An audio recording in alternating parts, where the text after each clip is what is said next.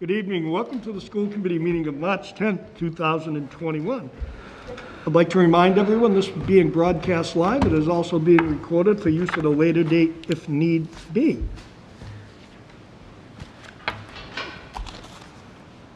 Okay, would you please join me in the Pledge of Allegiance? Allegiance to the flag of the United States of America and to the republic for which it stands, one nation, under God, indivisible, with liberty and justice for all. Also, please join me in a moment of silence.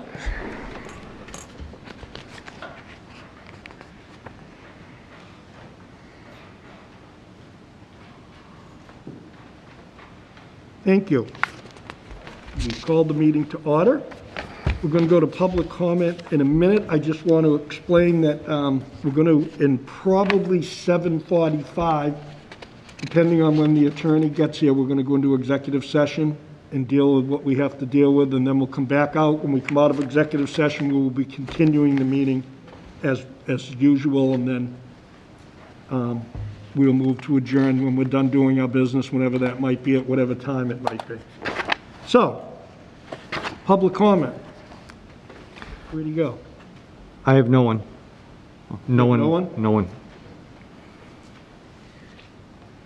Ladies and gentlemen, if you happen to be watching the meeting, we dedicate some time at the beginning of every meeting for you to call in if you happen to have a comment.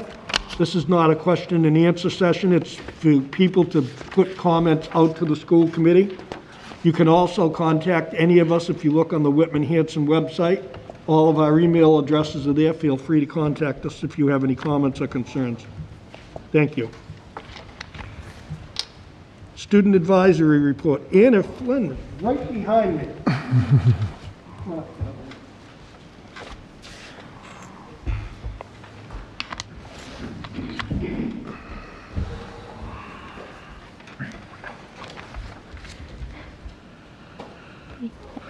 Good evening. My name is Anna Flynn from the class of 2022. I know that some of my peers have been feeling relieved, while others have been feeling anxious. I know that this past week has been a time where a weight has been lifted off of some shoulders of parents with younger children who they have been trying to teach how to read for the past 12 months. While some people are terrified of catching the ongoing COVID-19 virus and spreading it to their older relatives who they may live with. The topic of returning back to school full-time, April 5th, has crossed the minds of everyone in our community. Coming from a junior who highly enjoys learning and spending time with my class and friends, I wish we could return back to normalcy in the way things were before the virus crossed our nation and the rest of the world. I have heard from many of my classmates that they are nervous that people will not follow through with the respectful way to wear their face masks and the rules of social distancing. Furthermore, I've catched the words from my peers that they want a stronger emphasis on the consequences for improper mask wearing. For instance, students have been pulling down, taking off, and wearing their masks under their noses. Acts such as this have caused many students to feel uncomfortable and even at risk for catching the virus. Also on the topic of coming back full-time, numerous students and parents are concerned about the way lunch is going to be gone about. I've constantly heard the question, how will I be allowed to take off my mask when there will be so many students around me? These questions have resulted in students I know to opt out of the full return and remain full remote online. In addition, I'm aware of the mental health concerns students and even staff have for the change in routine that will have to happen for teenagers in order to return to school 5 days a week. In conclusion, I understand there are various questions that the community has as a whole revolving all the views on the topic of coming back. I believe that Whitman-Hanson has the knowledge and consideration for what the results may be when students return in person come April. On the other hand, a few sports have started up with practices, games, and meets. For example, I run track, and we have successfully begun practices and short run meets where athletes and coaches remain 6 feet apart and masks while doing their activities. I know that many of my friends have said they are excited for their sports to begin because it boosts their mood and mindset. But they are nervous for what the season may bring when it comes to COVID. On top of all the discussions amongst Whitman-Hanson, DECA students are participating in their virtual state conference. Student Council will be joining the Best Buddies group to plan an inclusive week at the end of March. And Miss Julia held a March Madness trivia contest, and the select seniors beat Team Galambos for the win. Thank you for your time, and I hope you have a great rest of your night. Thank you. Thank you. Thank you. Anyone have any questions? Mr. Howard? Just more of a comment. I think I really appreciate you coming and sharing that perspective. I think for all of us, we're a little disconnected, more so than we'd like to be at this point. So appreciate you coming to these meetings and Thank sharing you. what's going on. I think it's very helpful. So thank you. Thank you. Mr. Hayes. Hold on. Anna, wait one sec, please. Dawn? Hi, Anna. My name is Dawn Byers. I actually have 2 students at the high school also. And again, wanted to thank you for coming because the students' voice is quite important for us to hear, as well as the students to hear, you representing them. And I know everyone was in tune last week on Friday when Commissioner Riley was making that decision about return to school. And I'm not sure if people are aware that one member on that board of education is actually a student advisory rep. His name is Jasper Coughlin. He's from Billerica High School. And the student advisories, if this is something, I don't know if you'll continue with next year or whoever the student advisory rep is, there are regional meetings across Massachusetts, and I know the Southeast is in West Bridgewater. I'm not saying you have to attend, but this is how they elect someone who actually has a seat as a student. He's a junior on that board, so he had a vote last Friday in that decision, and he was actually 3 of them that voted no towards Commissioner's, request. But I just wanted to sort of share what you do here is important for us, as well as statewide. Student reps do that. So thank you. Thank you. Thank you, Anna. Thank you. Jeff, for the sake of time, 1 second, Chris. Sure. You want to speak to Anna? No, I just was going to say maybe you could speak to her concerns and alleviate those, right? She's talking to the Perfect. boss over That's there. well, excellent. All right, cool. Jeff, so we don't get stopped in the middle of the budget discussion, let's jump around and do some of the other stuff. Then we'll go to the executive session, and then we'll get in and we'll start the budget and end it. That way it won't be chopped up. Make sense? Makes sense, yep. Okay, go ahead. So, all right, so it's me, right? All right, so personnel update, just want to give you an idea of where we're at, and I'm going to ask, so we'll go to the Director of Business and Finance. We have scheduled 4 interviews for next week. I would like to have 2 school committee members, if possible, sit on the committee, the committee of John, Jeff, and George. We've scheduled the interviews for next Wednesday afternoon prior to our meeting, and then Thursday, with the goal of bringing the successful finalist or finalists to school committee the 24th or the 31st, wherever we get to, so that we can have somebody on board. We have we had 8 in the pool. We decided to interview 4 as our first step. And then again, I'm looking for, I know Dawn and Fred served last year on Zoom. We would bring these candidates in here. We did set the dates already, and I'll tell you that right now, just for timing's sake for them, 3 and 4 o'clock on Wednesday the 17th, and then 3:30 and 5:15 on Thursday the 18th. If we can't have a committee member, that's okay, because this committee hires that person anyway. They will be interviewing with the entire committee. The school committee representatives in this team don't necessarily have a vote in bringing the candidate forward, because you're serving as committee members, but insight is always beneficial for us. I'd be glad to do it. Chris? I'm happy to do it, but if others want to, that's fine too. Okay, I think we have 2. That'd be great. Yeah, Thanks. Yeah. Thanks, Chris, and thanks, Dan. So I'll send you the paper copies prior to, as soon as we get them, and so you can see who they are. Just remember, to the committee, everything's confidential till we bring the candidates forward to the entire committee.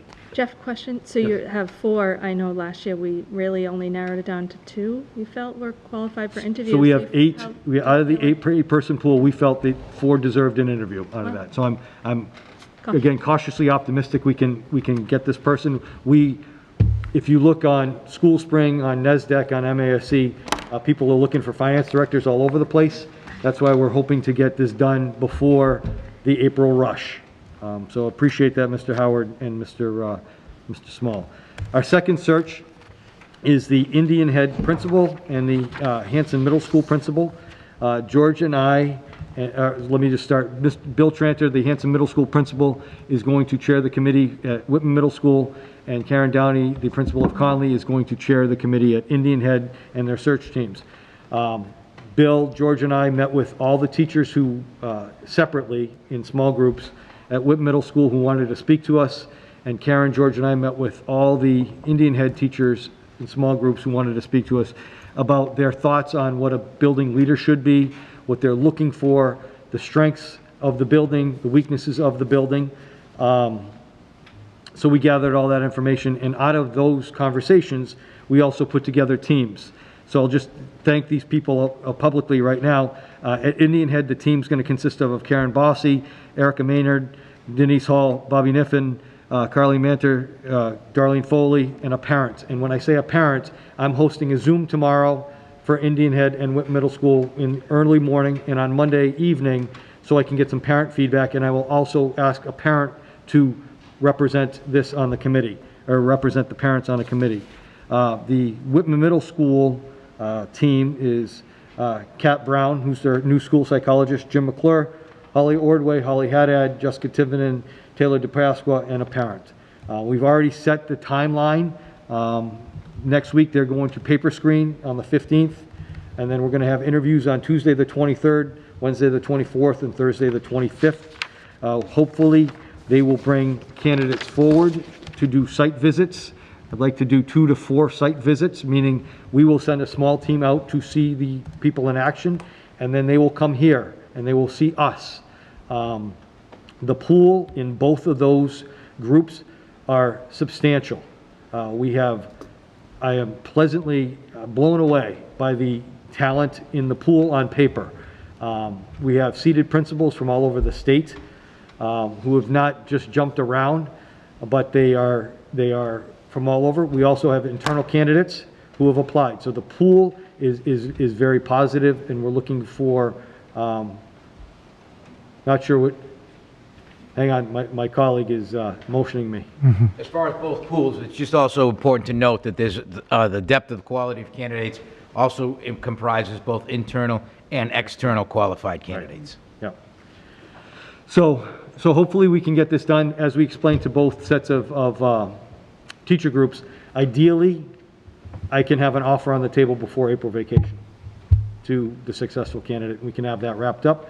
I think both schools need a leader, and both faculties gave some tremendous input for us to drive the ship forward. So those are the 3 things that we've got going on personnel-wise.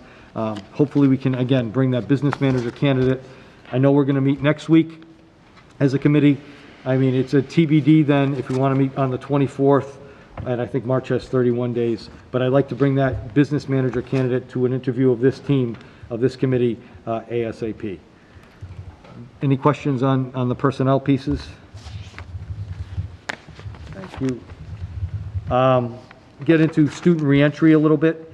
So a couple things, and first and foremost, just for everybody who's watching right now, and we probably don't have the viewership that we had last week. I think we broke the charts. But the media is misquoting the commissioner right now, and George and I fielded quite a few phone calls and questions from some really nervous parents. Commissioner Riley said yesterday that he will not be accepting remote learning time or asynchronous learning time from hybrid models or remote models. So people who are in our remote program automatically said, well, the commissioner said no remote is allowed. So that went on at, I don't know, Channel 5 ran the story at 3:15, and our lights lit up.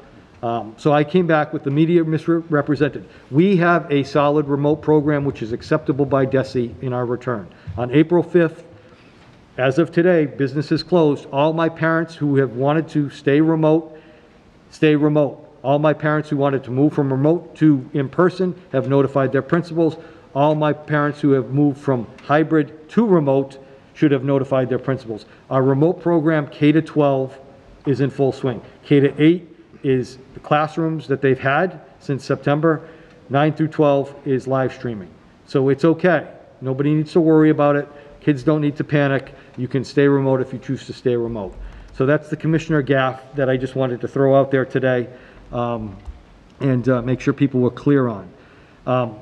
We are set to go on April 5th. Thankfully, the school committee approved our recommendations to come in on the 5th. Like I said, there's some moving parts. Those moving parts seem to be flowing. We had some good conversations with some parents who had some concerns. Building principals had some good conversations from parents who had some concerns. Parents followed the request, at least thus far, notifying their principals of who's moving where, so they have a good handle on it. I would also reiterate, we had a transportation deadline today, but if parents still need transportation, please get information out to Karen Villanueva ASAP, because she's starting to redesign the routes so we can come to school on April 5th. George, you want to talk a little bit about furniture and where we're at? So we spent a lot of time last week on challenges, so hopefully we can give you an update. The biggest challenge we were talking about was furniture and desks. So we've solved that issue, because one of the issues we had challenges with was at the Indian Head School, because they had some small tables in some of their classrooms in grades 1, 2, and 3. We were able to purchase some of those desks. They should be in, so that won't be an issue. The biggest challenge we had as far as furniture was the trapezoid tables. Again, we talked about, if you can remember what that looked like back from your geometry days. And as of this morning, we were able to procure 300 desks. We bought them from a company that has them in stock that will be able to bring them in. So those desks, along with the trapezoid configurations based on the numbers that are coming in, will provide safety, and they'll be using, obviously, the mitigation factors, but it will be 3 feet like we talked about, because those desks will be available. So that was key. I researched everywhere. I asked people I called colleges, I called community colleges, I called church group centers that have CCD, but everyone is in the process of now returning. So it wasn't, when you ask for 300 desks, that's a process. So we were able to procure them at a pretty decent rate. So we made that purchase, and we're going ahead. So both schools that had desk issues, they should be all set for the opening on April 5th. Chair Hayes, may I ask? Go ahead, Don. What is the source of funds we're going to use to purchase those? Right now, as of today, they're going to be internal funds. However, we have been speaking cordially and with town administrators and town elected officials so that we can see if there is any extra COVID money or things of that nature. Okay. Would that qualify under COVID, do we know? Yes. This Okay. would, yeah. Anything reentry. So right now, I can't wait to see if people have dollars. I need to get the kids back in, and then we're gonna reappropriate. I mean, if everything goes well in the Fed today, and I haven't seen if the signed bill, we're gonna get money again. So I'm not as concerned about the desks. I'm more concerned about getting the desks here by the 5th. Right Okay. now. So Thank I you. appreciate Thank that. you. Yep. The scuttlebutt out there is, it passed the House. Biden will sign it by Friday night, I guess. And you're looking at approximately, they say, use a rule of thumb of 2.3 times what you received in December for ESSER. ESSER So 2. that would be ESSER 2, so that was about just over $1 million. Correct. So if we got 2.3 times $1 million, Yep. The chairs are covered. So that, I mean, that's what I'm So paid guessing. Yep, $22,350. That's the Whitman portion for Whitman Middle School. Hanson's portion for 175 desks is $16,241.25. Those are going to be delivered and put in the rooms, and the packing's going to be taken away. And we're not sure if it's CARES money. We're not. Right now, we're ordering, and we're going to work with both towns to see if there's money left as it rolls over. If there's still Plymouth County, it will be paid for. It's not going to, I feel pretty comfortable it's not going to be out of our district budget. It's going to be either through some federal funds, through ESSER, or through Plymouth County CARES. Another challenge that we've been looking at in dealing with the desks and in dealing with, we had a lot of borrowed furniture at different schools. So we've been working hard with the Maintenance and Facilities Department and the fellows in there so that we are returning all of the schools their rightful belongings. And as a result, at the Whitman Middle School, they're losing some of their desks. The high school is rearranging some of their desks. So we've identified this week, myself, the principal, and a few members, is what our lunch is going to look like. You heard Ms. Flynn talk about lunches. Lunches are going to be 6 feet apart, but they are going to be in different areas. So you're going to utilize the cafeteria. Right now, if we stick with the Whitman Middle School, they utilize band room, music room, cafeteria. Right now, when we go back, they'll be utilizing the cafeteria.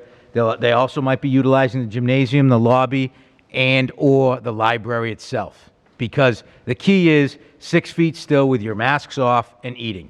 So that's why we're maximizing that space. For those of you that don't know, I've never seen a bigger lobby than the Whitman Middle School's lobby. So there is quite a bit of space there. There's quite a bit of space in the library, and it might get creative. We talk at the high school here, what is lunch going to look like? It's going to look like utilizing possibly the PAC, utilizing the cafeteria, utilizing the bleachers themselves, so that kids can be spaced, but they can eat their lunch. Dividers don't necessarily work when you're talking about a 6-foot barrier, because if you talk about when you have to quarantine, the language doesn't care that there's a plastic divider in the middle of it. It's just that physical space. So really what we're trying to do then is just make sure that everybody's spaced apart. We also, when we talk about snacks, there will be designated areas for snacks for classrooms at the elementary schools so that they know that that's their area when they can socially distant and eat their snacks. So there is going to be movement during the day, but all of those things will be working out. Are there any questions I can answer on that piece? Want to get into Chromebooks? Yep, yeah, actually, so we talked about Chromebooks a little bit last week, and one of the challenges, again, is getting all of our stuff back so it can be used in the classroom. So George will speak to that. Okay, so we had a long meeting today with the technology department and our principals because we do have extended number of Chromebooks that we've offered to students outside. Now, for those of you that are listening, if you are a remote student and not coming back, or if you are a student who has a Chromebook in a hybrid that is given to you from the school, borrowed from the school, and moving to remote, those can stay with you because you'll need them. If you are a hybrid student returning to full in-person, you will be returning, and we'll get you the details, you will be returning with that Chromebook. That Chromebook will then go to your teacher, to your school, because we are now going to reutilize or reallocate the Chromebooks that are coming back in so that we can ensure that we now have class sets based on the proper numbers that are coming back. I think it's imperative that this is a jigsaw, because the state also sent regulations out last Friday that they're moving the grades 3, 4, and 5 MCAS dates to May. And for grades 6, 7, and 8, they just put a to be determined. So we have a plethora of 1,193 Chromebooks that are now MCAS ready that we had a plan for. It was beautiful. I had graphs and stuff. It was awesome. We don't have that plan anymore.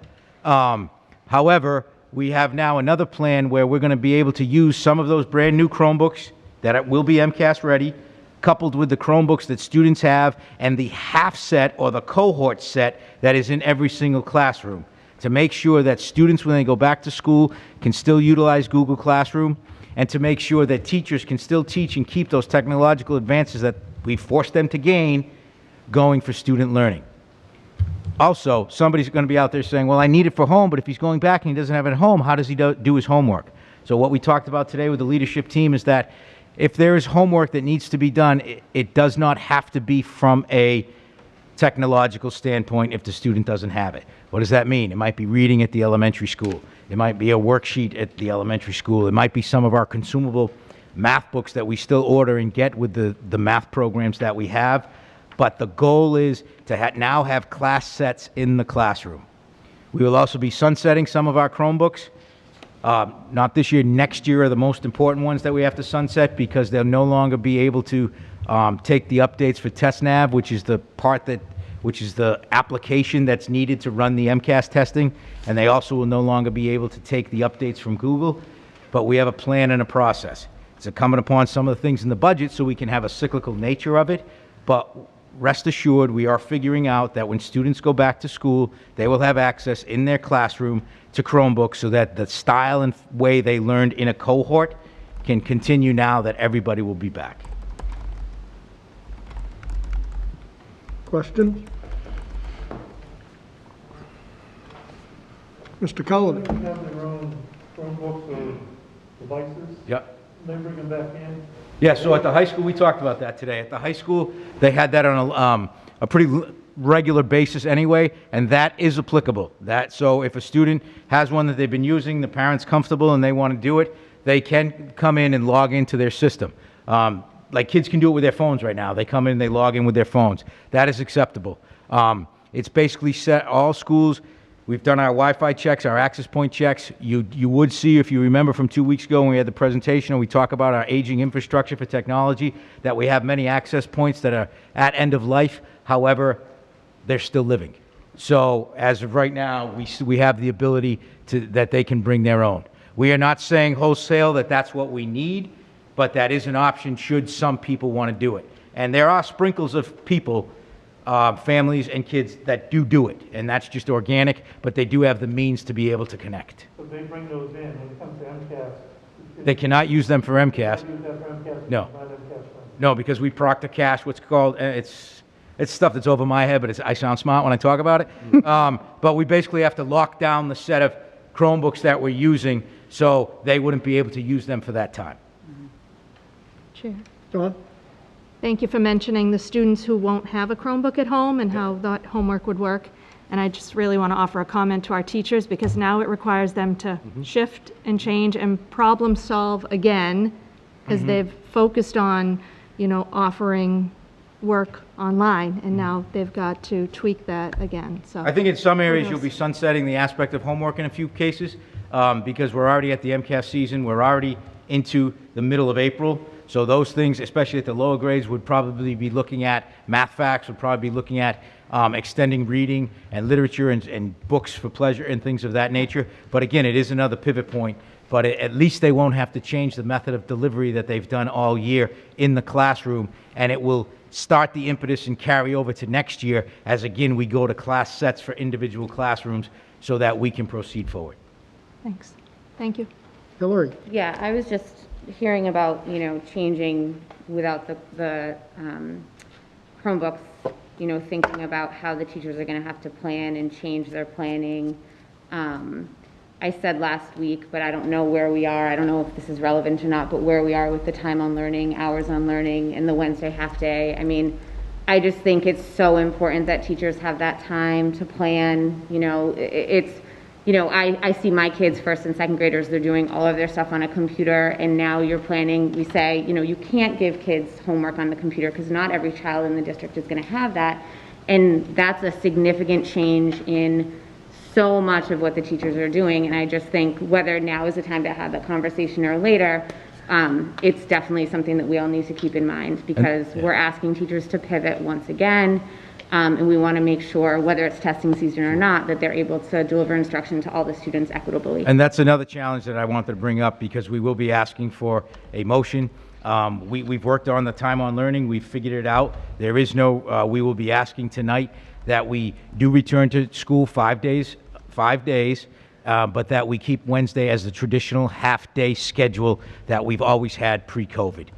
That would still allow us to meet our minimum requirements for elementary and secondary, but that would allow teachers the ability to have that time during that Wednesday afternoon to not only talk about what students need from a social emotional stance, but what they also need from a curriculum stance and the changes that would happen. So you'd envision on that day, meeting, we talked about PLCs in that little term, but basically you're talking about groups of teachers who are able to make sure that they're doing what's best for students' needs emotionally, and then make sure they're teaching what's best or make their changes for the curriculum that we're asking to change. So we would need a motion, because that's what we left out last week.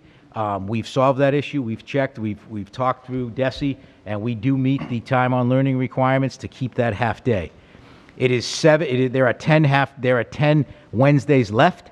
However, 3 of them are on the calendar were already built-in half days. You're looking at the very first Wednesday is a grading day that's contractual. That was in the calendar.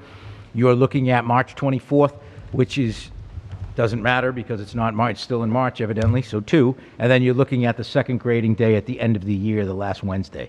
So there are 8 Wednesdays that we'd asked. 4/7, 6/2, and 6/16. Okay. 6/16 is the last. Oh, the last day of school is So we always a really- half day. I knew it was 3, I just screwed up where. Hard keeping all that stuff up. Chris, before we go to you, let's clarify that, though. Is that part of your reentry plan or a separate vote? It's a separate vote. It's a separate vote. Okay. Chris? Well, I'm on the same page as you are, I think maybe. But, so can you clarify, when you say what Wednesdays, are we talking about every Wednesday, or are we talking about specific Wednesdays? Every Wednesday, starting April 5th on, would be a half day. So when you say pre-COVID Wednesday half day? Okay, so what does that mean? Very good. Nice segue. So we had a district policy for busing and for start times and dismissal times in the event of any half day. So those were when we had regular half days, whether it's for grading days or professional development days. That would be the schedule that we have now. Because I don't want to confuse you, but right now, Wednesdays, some kids come in, but the times are adjusted because some teachers are teaching remote, some teachers are teaching hybrid virtual. What this would be is that students would walk out of their house, get on their bus at the regular exact same time every Wednesday, come to school, and be dismissed on that half-day schedule. So it wouldn't impact Chromebooks, it wouldn't impact any of that because there's no virtual learning. So it would be the Whitman-Hanson Regional School District half-day Wednesday schedule that has been established for multiple years to take effect. Fred?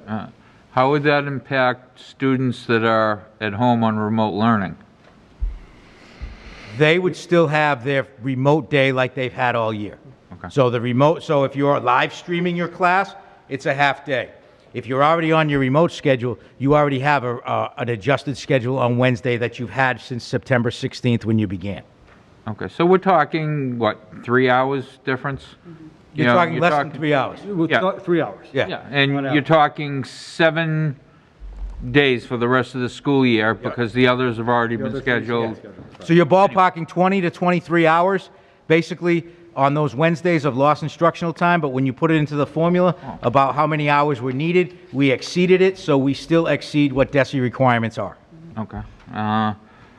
You know, I mean, I don't know if you're looking for a motion, Chair? I'd like to stay with the reentry plan and then, but I just figured we were Go getting ahead. into discussion. Go ahead. I didn't know, you know, I'd make the motion that, that we authorize the half-day on Wednesday as presented. Second. Okay, discussion? Fred? You know, I just Sorry, think, then Mike. all right. Fred? You know, what I'm thinking is, you know, it sounds like the teachers will be collaborating together. Right. And Lord knows, coming back, you know, we don't know where our kids are. And I think it's most important for the professionals that are now going to be seeing them every day to be able to say, you know, and just for the sake, no one in particular, little Johnny, you know, hey, he's going to need work on his reading skills. I've noticed this. And, you know, teachers, geez, I didn't notice that, but thank you for bringing it up. That type of collaboration. So all it can do is suit our students better and just help them get back to a more normal sense of being quicker and more effectively. So I'd be 100% for it. Mr. Jones? So would that be a full half-day? Last week, we talked about having an additional hour. It would be the day that we have in the calendar, 1920, when we had a half-day. So it's a half-day. At elementary school, it's a 3-hour and 10-minute day. At middle school, it's 3:15, excuse me, at Hanson Middle School, it's a 7:40 to 11. At Indian Head, it's 9:05 to 12. Duval's 9:15 to 12:10. Conley's 8:40 to 11:35. Whitman Middle 7:40 to 11, and the high school is 7:05 to 10:15. So that's our half day. That gives us, we're well within the time on learning as required by DESI. And what was the last week, the reasoning for this was, we had an abbreviation, was it PL, whatever? PLC. So PLCs are one of the types of meetings that the teachers meet with weekly that they currently have now on their Wednesday schedule. So we're going to stress that those days are on Wednesdays? Yeah, right now. We're only going to do that on Wednesday if this is to go through? Right now, due to COVID, their PLC, we moved their PLCs to Wednesdays because that was the day they had a half day. Pre-COVID, their PLCs were made when the principal could provide the coverage for them to do it. Right. The issue we're having now with our different bus stops and so many kids coming and the time you have to stagger entrances and exits are that some of the paraprofessionals that would cover the PLCs are now doing morning duty, Lunch duty. letting kids in, lunch duties, watching kids, and covering all of the small areas where kids are now, and then at dismissal. So that's why we have said during COVID that's on Wednesday, so that would continue. Can Kevin, and then Hillary? No, go ahead. Okay, Hillary, go ahead. Thank you. I just want to add, this is what I've been doing. Teaching kids now is like teaching kids in the 1950s. Like, they're sitting in desks, they're sitting in rows, there's no more group work, there's no more, there is, but it's not group work of 2019.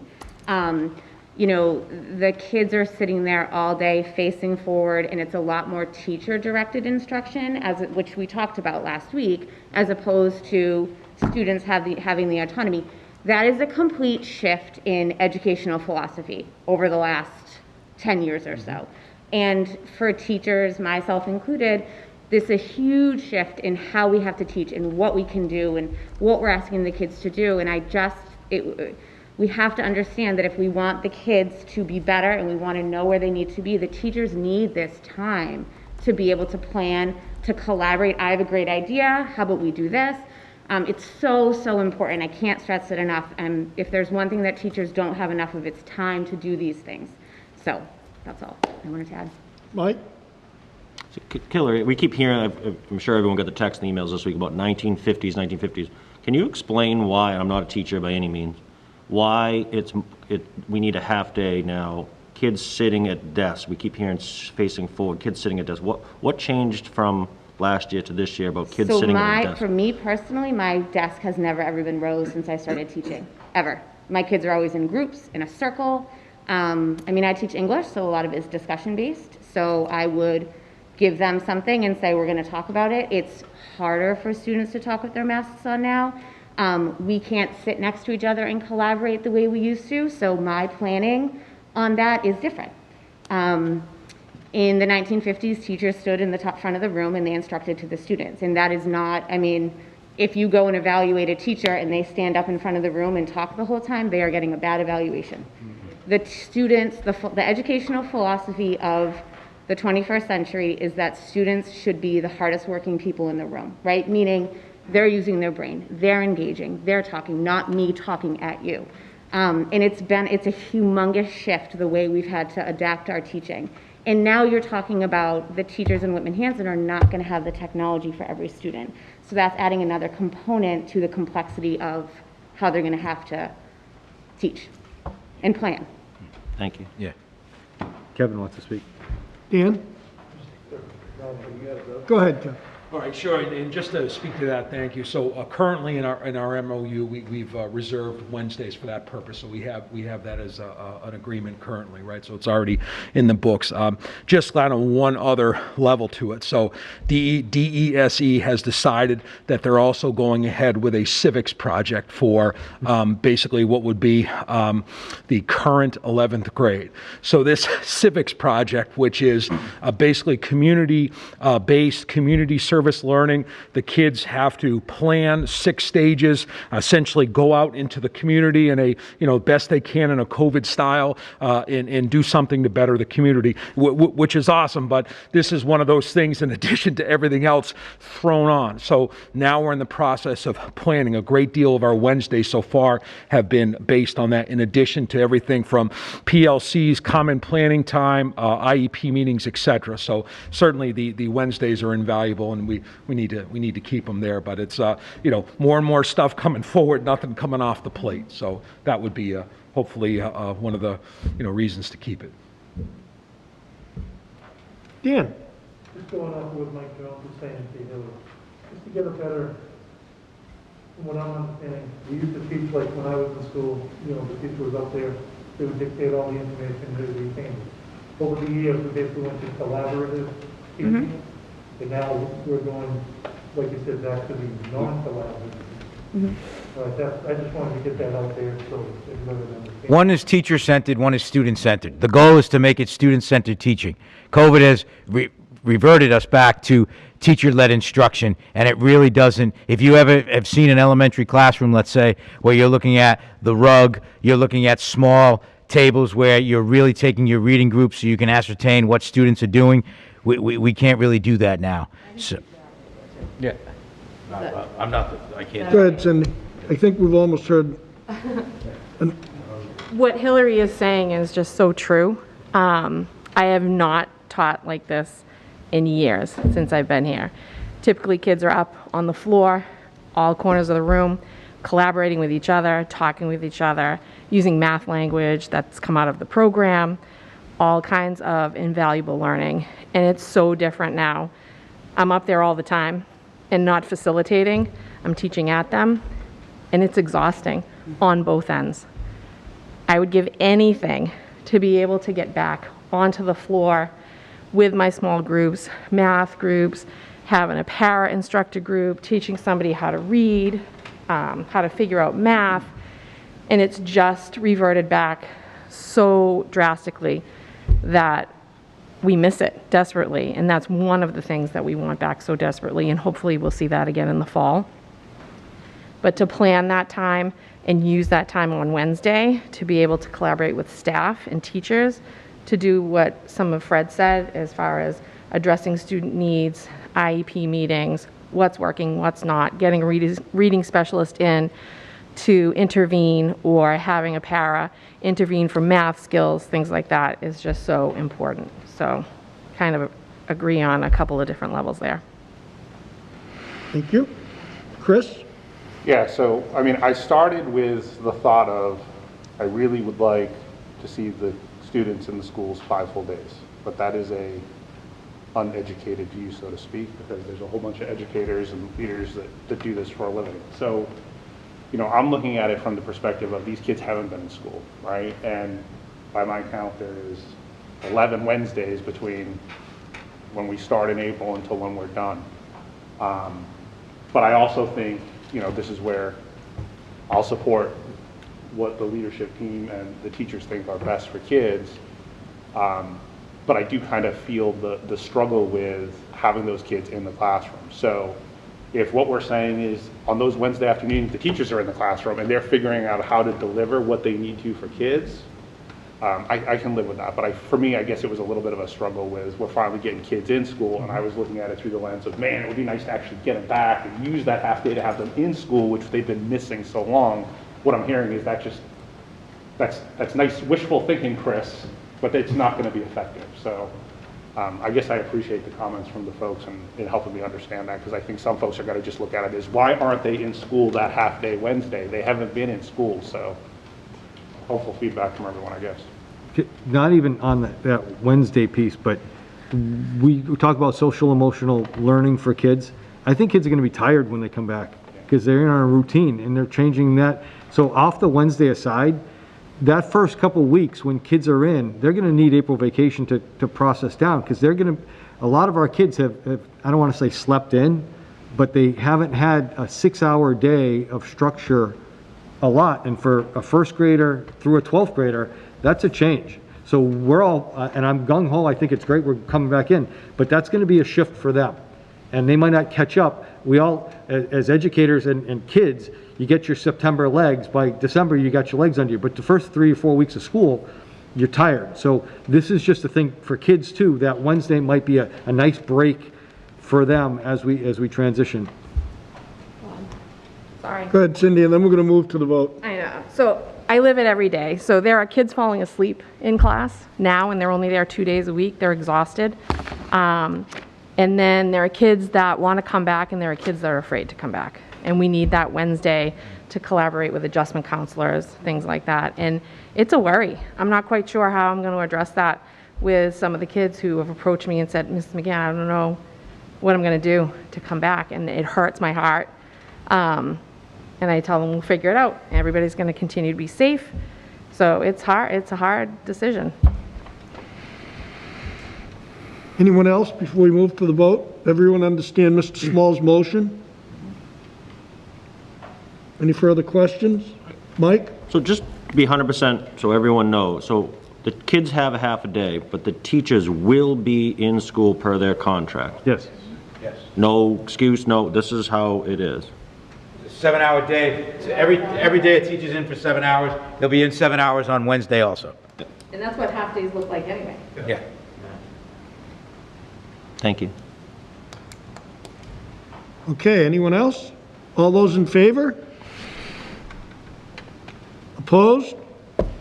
I'm going to abstain. My daughter's a teacher in this district, and this might be considered as a contractual change. So I will abstain. Next, 901. Yeah, true. Yeah. So thank you. I think we're good. On any questions on reentry so far as we move through it? We're coming April 1st or April 5th? Yes. I just want to make a comment for the parents out there. Whether they're complete, if your kid isn't going to use the bus, contact the transportation, get them off. It's a sad seeing the bus is empty without children on, and make a better schedule and make it easier for the school systems as they're coming in, so they don't have different time zones coming in here and delaying school. So if you can, if you know your child isn't going to be riding a bus, call in and cancel the bus. And I would like to commend the parent piece of following directions has been great actually since last week to this week. And it's been clear, it's been concise. There's been a couple of questions based on what came out with the commissioner yesterday, but it has been good. So kudos to those families. And they did receive another email blast today, if you will, from the transportation department to just make sure if they haven't done it or if there is a change in your busing, how to do that and who to contact. Jeff, have you finished your reentry plan? Yes. I mean, we spoke about coming in, and we just made this adjustment today. So yeah, our reentry is good. I'd entertain a motion to accept the reentry plan that you heard the superintendent and the assistant superintendent speak of for the last 15 to 20 minutes. Mr. Small, make that motion? Seconded. Mr. Boyce? Discussion. Mr. Small? Could we hear just a little bit more? Are there any items that are not 100% solid? And I know it's going to be a fluid situation and a living document. Lunches, per se? That's still fluid, building specific. Okay. So it's been working on, since last Wednesday, we've been working on it. As details come out, now that the principals have an idea of how many kids are going to come back, because today was the deadline, that's when they can start working on space for everything, for their recesses, for their lunches, who's going to be covering that. Just know that we're following all state guidelines as far as what's been recommended, 3 versus 6. We're still, what was the language we used, like striving for, aiming for 6, settling for 3. I think that was the language we used last week. And distance, all non-masked areas will be at least 6 feet, if not more. We're going to utilize outdoors as much as possible. The big cog last week was the traps that we've talked about, the desks, and the transportation to make sure people were comfortable on the bus. I think we're good with social distancing and close contacts. Lisa Tobin explained our process. We will still follow our procedures. As I speak to that right now, my daughter is in quarantine from Pembroke. Her class all went out today because of a student from last week. So she will be in quarantine until Sunday. Our process, I will tout Lisa Tobin, our process is much better because we will still go to that social distancing 3 feet, that bubble that we have. Other than that, I can't think of anything else that's fluid. Is it a follow-up, Fred? Just one quick thing, and more important for the younger kids. Guys, we're going to try and make it fun at the same time. You know, you're going to get to see your friends. We're going to try and make it fun for you too. So nothing to be afraid of or worried about. It's going to be a good time. Chris? I'm just not sure what we're voting on. I thought we voted on the reentry plan last week. We voted, if you want to take parts of that, we voted on a date last week. Yep. We voted on the adjustment, because I didn't put the half-day in the schedule. Right. But if you want to vote it all as presented last week now, you have the date that was important for me. We set a timeline for parents to respond. We set the calendar per se. If you want to approve the whole thing, that's okay as well. Don?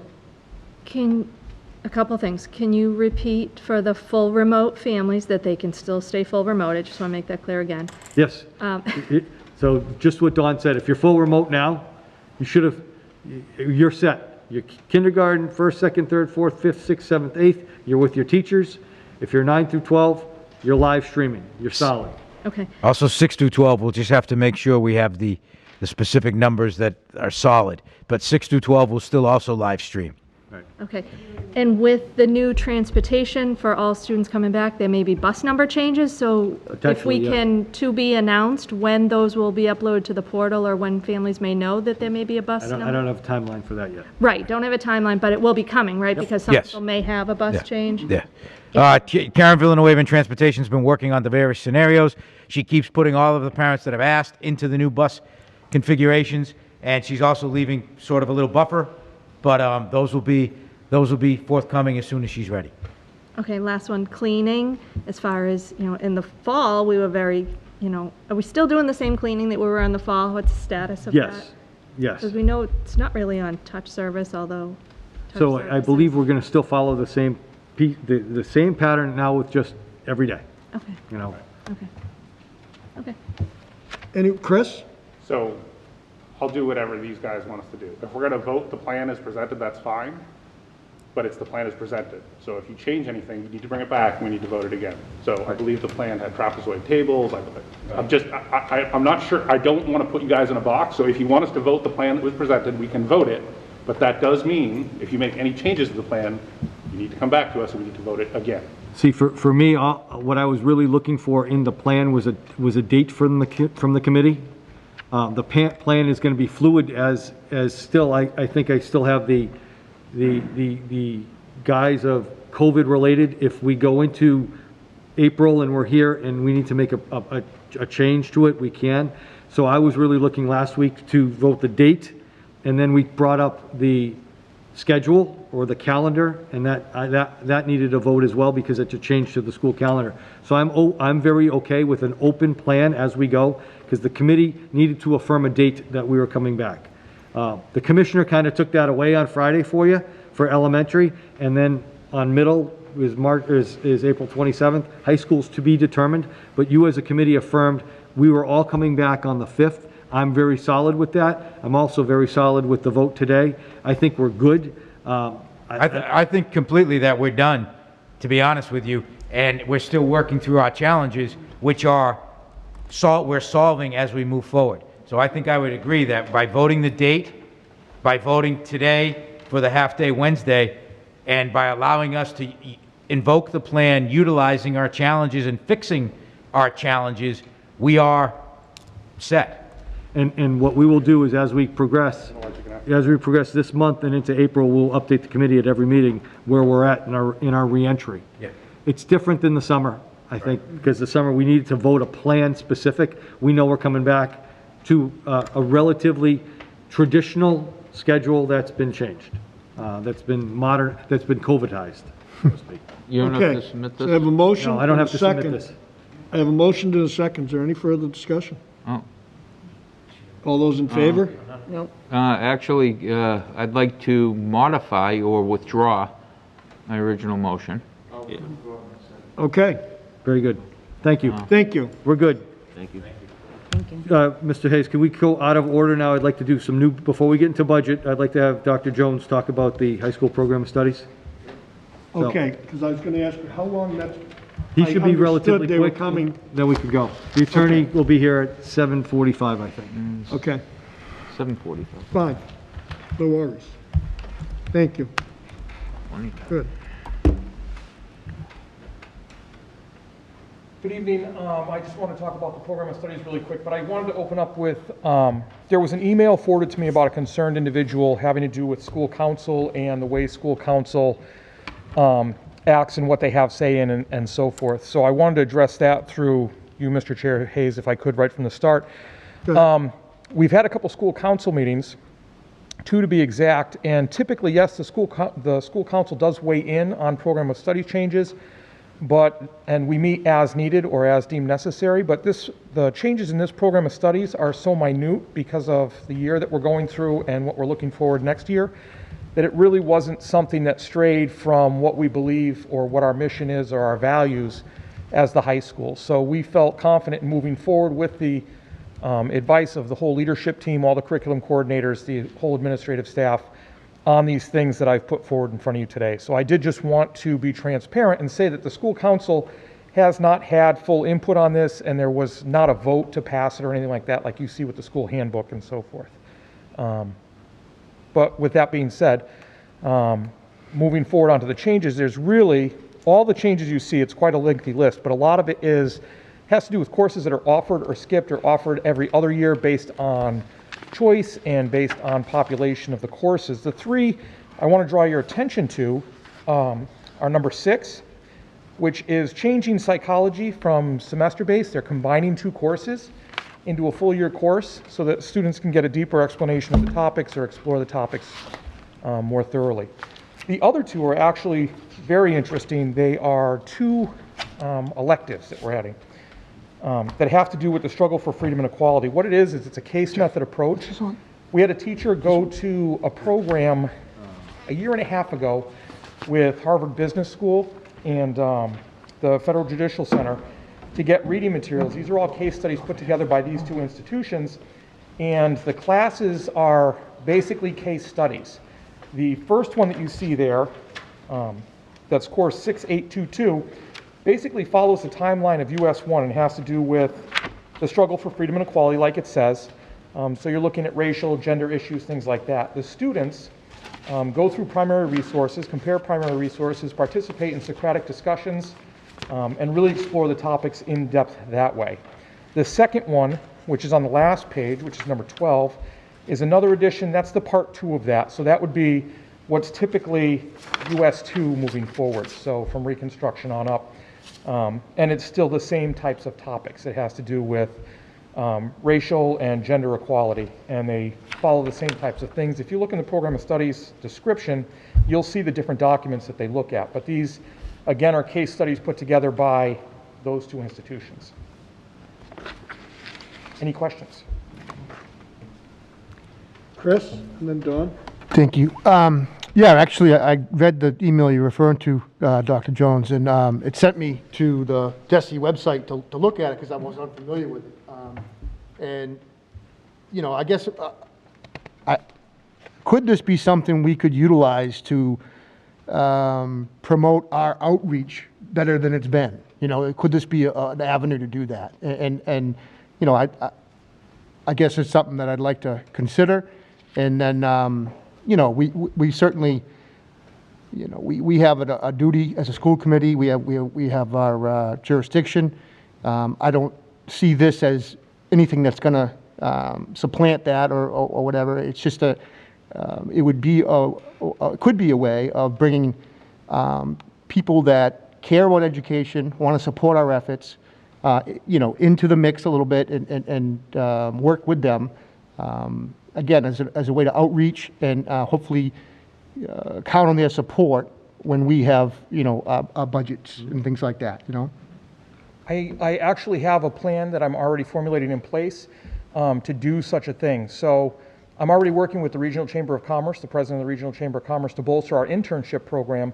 And so what better conduit to local businesses and things like that than to go through him and get some people that may be willing to sit on the council. And you'll see the fruit from that next September when I come to the school committee after going through Superintendent Simonak with a plan for how we're going to roll that out and how we're actually going to do outreach to people and bring them in for the school council. So that's your buildings committee, right? Because doesn't every building have a committee? Every building has a council. Right, a council rather, I'm sorry. Yeah. I can't speak to them. Just No, of course. It just brings it to you know, again, could this be an avenue that we could pursue through the buildings? I know they're already established. I think they relate to MCAS, if I remember correctly. So school councils, by law, every building has a school council.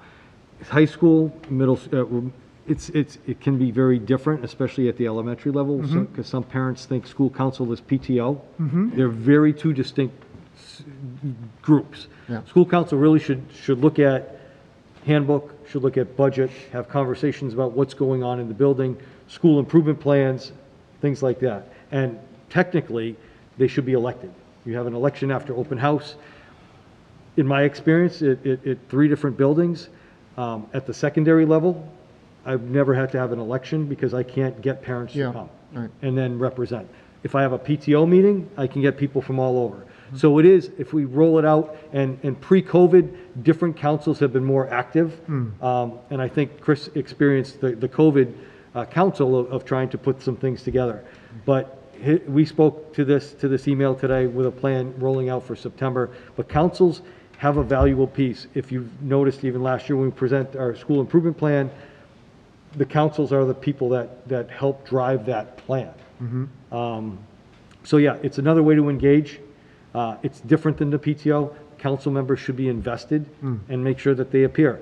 It is more challenging sometimes at the secondary level because parents tend to drop off after 9th grade. But that doesn't mean that you can't have a productive council. I've had some really good councils, and I've had some real challenging councils. You're supposed to have a couple of parents. You're supposed to be equally represented with parents and teachers, students, and then a community member.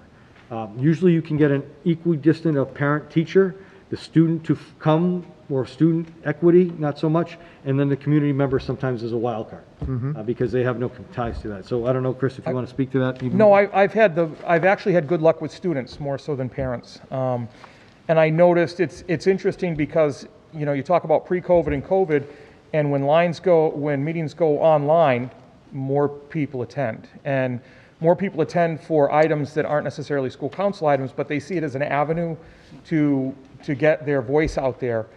So it does serve a good purpose. But typically I find I have a good number of students that join the council, and so it's a good place for student voice. And moving forward, I'm assuming that that's going to be the same way. But like I said in that plan, and through my outreach already with businesses, I should be able to get some businesses. I just hope that we maybe continue the conversation and think about utilizing these councils as you know, something that we can contribute positively to the district, basically, is what I'm thinking. Were you able to see my reply on that? I don't know if you were able to No. see my original reply. No. Your original reply, I think I Yeah. saw. There was an email and then I replied. Yeah, And then, okay, yeah. just to lend more background to it. Yep. Dawn? Thank you.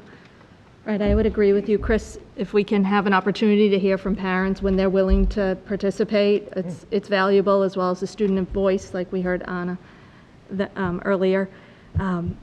So thank you for working on that and coming forward with the plan and, you know, continuing to hear those parents in that aspect. I do have a question in particular on the courses. So the new course you spoke of, and it's a part 1 and 2, grades 11 and 12, the struggle for freedom and equality. Would the part 2 be offered next year, or is this a full year class that, you know, only next year is the part 1, and then, you know, so it would be juniors? It depends on who signs up for it. It's an elective, and so it's a semester-long class. So what we end up doing is if we can run 2 and there's interest for 2, it's 2 parts that sit separate. No, I'm sorry, maybe I didn't explain. Isn't they're labeled part 1 and part 2? Correct, but they're 2 separate courses. Okay, you don't have to take 1 and then you move on to 2, like Spanish 1 No, to they're not Spanish 2. necessarily sequential, because Okay. after a student takes their history courses, Okay. if they've completed their history courses to that level, they'll be looking back at that history that they learned through a different lens, if, say, they're in their senior year and they're taking part 1. Or they may be looking at that same material, more in-depth through a case method approach, if they happen to be taking that same era of history at the same time in Okay, another class. okay. And then question on, number 1 says computer literacy graduation requirement change from 6 credits to 4. Yes. That's typically what happened, was because before we had the financial literacy, we had that 6 credit requirement. We've moved it down to 4 because financial literacy counts as a computer requirement, because we've put our MyCap program through the state into the FinLit course. Okay. And the fact that this year we did need to grant some waivers for seniors leaving that because of COVID did not have the opportunity, but that waiver was granted on the idea that, look at what they're doing this year. They're streaming their classes and things like that. So if we want proof of them being able to finish a computer class, I think they've done that by graduating, by virtue of attending. Okay, I just wanted to make sure we weren't just reducing that and expecting less. We're still, so it's going to the 4 credits, but the financial literacy is the other 2, really, that's gonna.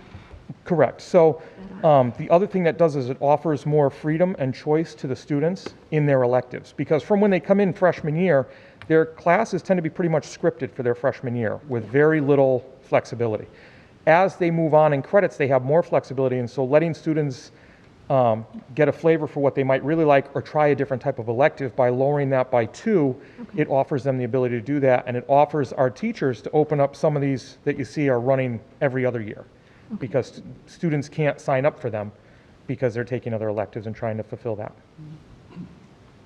Okay, thank you. Chris, do you have a follow-up? I would just add one more quick one, if I Saying, Go could. ahead. What's that? Fred said, go ahead. Oh, thanks, Fred. My pleasure. Yeah, I'm just wondering how these are presented to the students, like when there's new classes like this. Is it just through the guidance counselors when it's time to think about next year, or is it like, hey, look what we got kind of thing to hopefully draw some interest in some of these really It's awesome through the courses? counselors, and the teachers do a fantastic job of talking up their own Yep. electives. Yep. So I didn't know if it was something that, you know, again, for student engagement, you have student council or whatever you have that, you know, maybe notify them, you know, this is what we got coming up next year, as a way to get some excitement or interest in, you know. I'm sure there are ways we could probably advertise it more, because right now it comes through the Student Support Center and the counselors, the different school counselors. Yeah. And like I said, the classroom teachers, because they talk to the students when they have them in class. Right. To not sell, but sell. Right, their right. Yeah, okay, thank you. You're welcome. Fred, and then Chris? Just keeping in mind, you know, as far as school council, and did the same thing as Chris, went to the DESE website. There's 4 very specific areas that the school council is responsible for. You know, adopting educational goals for the school that are consistent with local education policies, identifying the educational needs of students attending the school. I can't see either of those being done without input from you and the administration. You're the experts. Reviewing the annual school building budget and formulating a school improvement plan. I would think that they are collaborating and reviewing with you. They're not, I wouldn't see them as telling you what to put in a budget, what not to put in, but it's a collaborative effort, so to speak, with guidance. And granted, parents have a very different perspective at times, you know, than others, you know, such as myself might have, you know, because they may know what's important to them in their household and to their children and their children's friends. So they can provide, you know, that guidance. So I think it's a very important thing to have as much collaboration as possible with people. And yes, to use it as a springboard. You know, when people are invested in things and you have quote-unquote skin in the game, you care that much more. And the more people we can have for skin in the game. One concern I did hear you say you've reached out to Chamber of Commerce. The more local business we can get, the more Whitman-Hanson businesses we can get, the better off we're going to be, you know, by far. You know? I agree 100% with you, because that's the other side. I can focus on the local businesses through the Regional Chamber of Commerce for this purpose, but when you're looking at internships, we want to look at a broader scale. But speaking with them gives me the ability to do that. And as far as the perspectives that you're talking about, I think I'll always have, always will, welcome different perspectives to the table, because it helps us look at things different ways. And typically that collaboration, when you're talking about a school improvement plan or a budget, school improvement plan must fall under the district improvement plan. And the school improvement plan also, especially with the new NEASC standards, has to fall where they approve it. So NEASC actually has to approve our school improvement plan moving forward for accreditation. So that's kind of a narrow view, but that different perspectives help.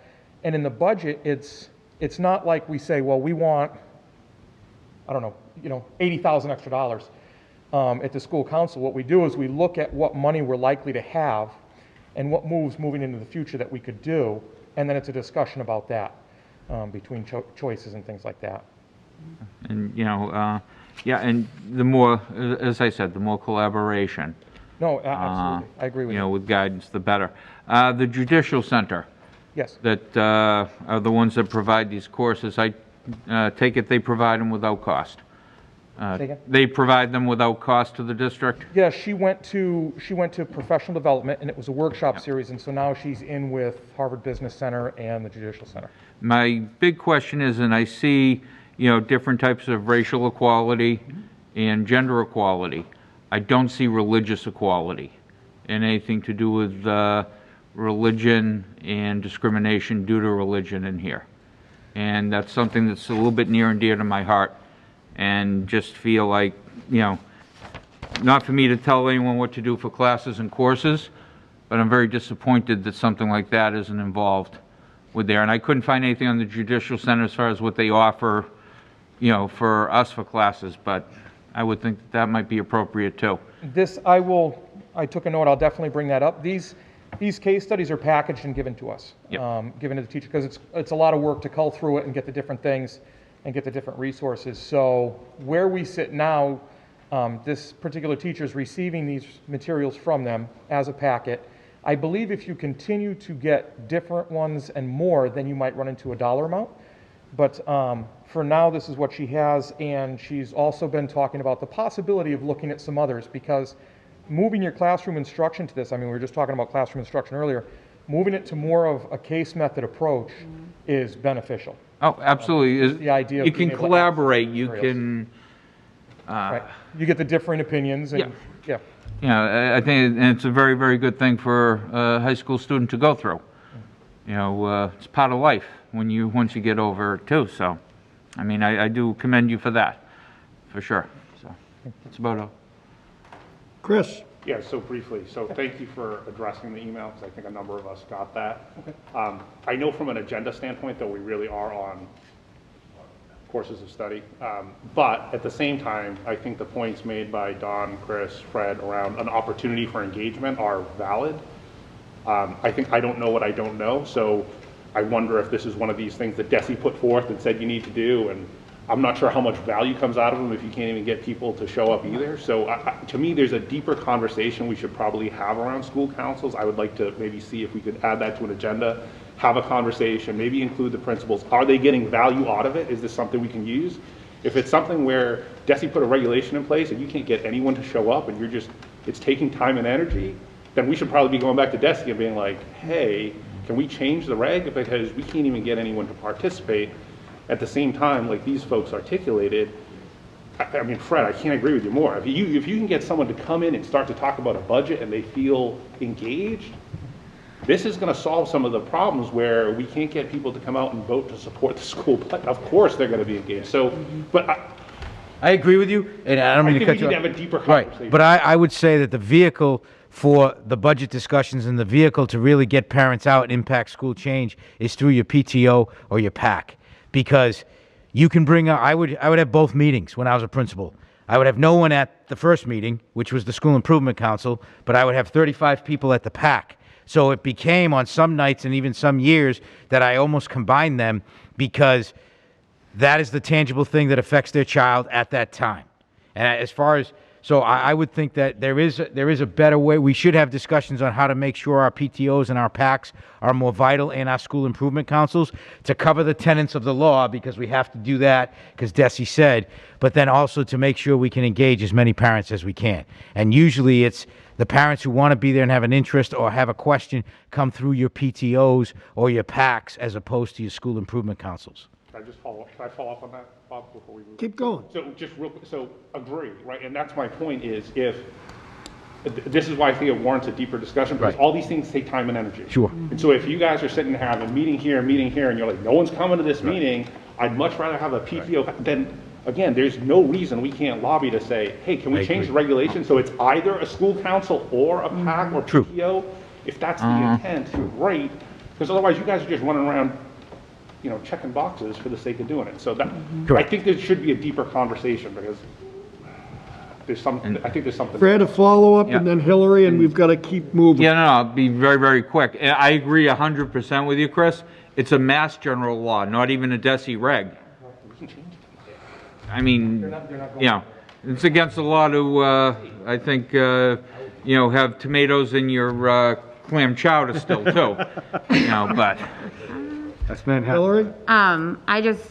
I'm gonna go to my experience again. So I'm on the school council at my school, and it's the exact, like, I'm on it, and I've been on it for 5 or 6 years because nobody else will volunteer as an educator, and we can't get parents to go. And the way that I look at the school council is it's more an advisory board. Like, you all are thinking of it as parents can go and they can voice their opinion and they can say, oh, I want to do this and I want to do that, and that's not really how it is necessarily.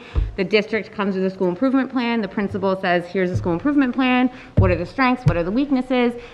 With the program of studies, the principal might come and say, here are some courses, or here are things we're thinking. The handbook's really the big one that we look at and make the suggestions, but ultimately anything that the school council does, the school committee are the ones who have the final say in how it's going. So I don't know that the school council is necessarily the place. I totally agree that this is part of the engagement thing, but I think that PTO is a better way to engage parents. I think school council, they don't discuss the things that they want to discuss necessarily, in my experience. Dawn? I think we should remember the reason this conversation came up is because we do have a parent who wants to be involved. So, number one, we do. And while I agree, a parent can't come in and say, hey, I want to add $80,000 to the high school budget because I want this. However, they may have a voice in how those dollars are allocated. And maybe they look at it and say, look, I'm looking at program studies. I see all these guitar classes. Could we have a keyboarding? You know, maybe some kids are interested in keyboarding and you just got intro to guitar. Maybe we can have intro to keyboarding. Is that possible? So just that's where I see this opportunity and the role of that.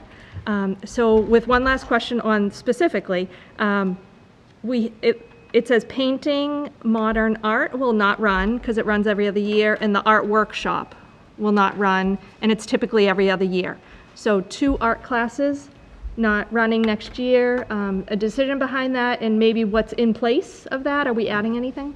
No, we're not adding anything but our other art classes. We have a lot of art classes that we can offer, everywhere from comic stripping to all the way up to your art workshop. A lot of times your art workshop is building portfolios and things like that. So that decision is made based on students that are in the queue, so to speak, for like an art workshop that would be ready to put portfolios together to go out, and what they have coming up. And again, numbers of students that are interested in those courses.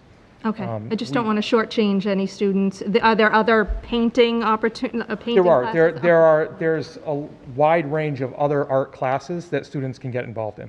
Okay, thank you. One more, and then we're going to move to the vote. Go ahead. If a student were queued to take any of these courses that aren't running, if they had an interest in it, do you offer independent studies for students at the high school where they could do it during a study hall and work with the teacher? Is that an option that they might have? That would depend on the type of course and the teacher's availability to do so based on teacher load. Have you ever done it in the past?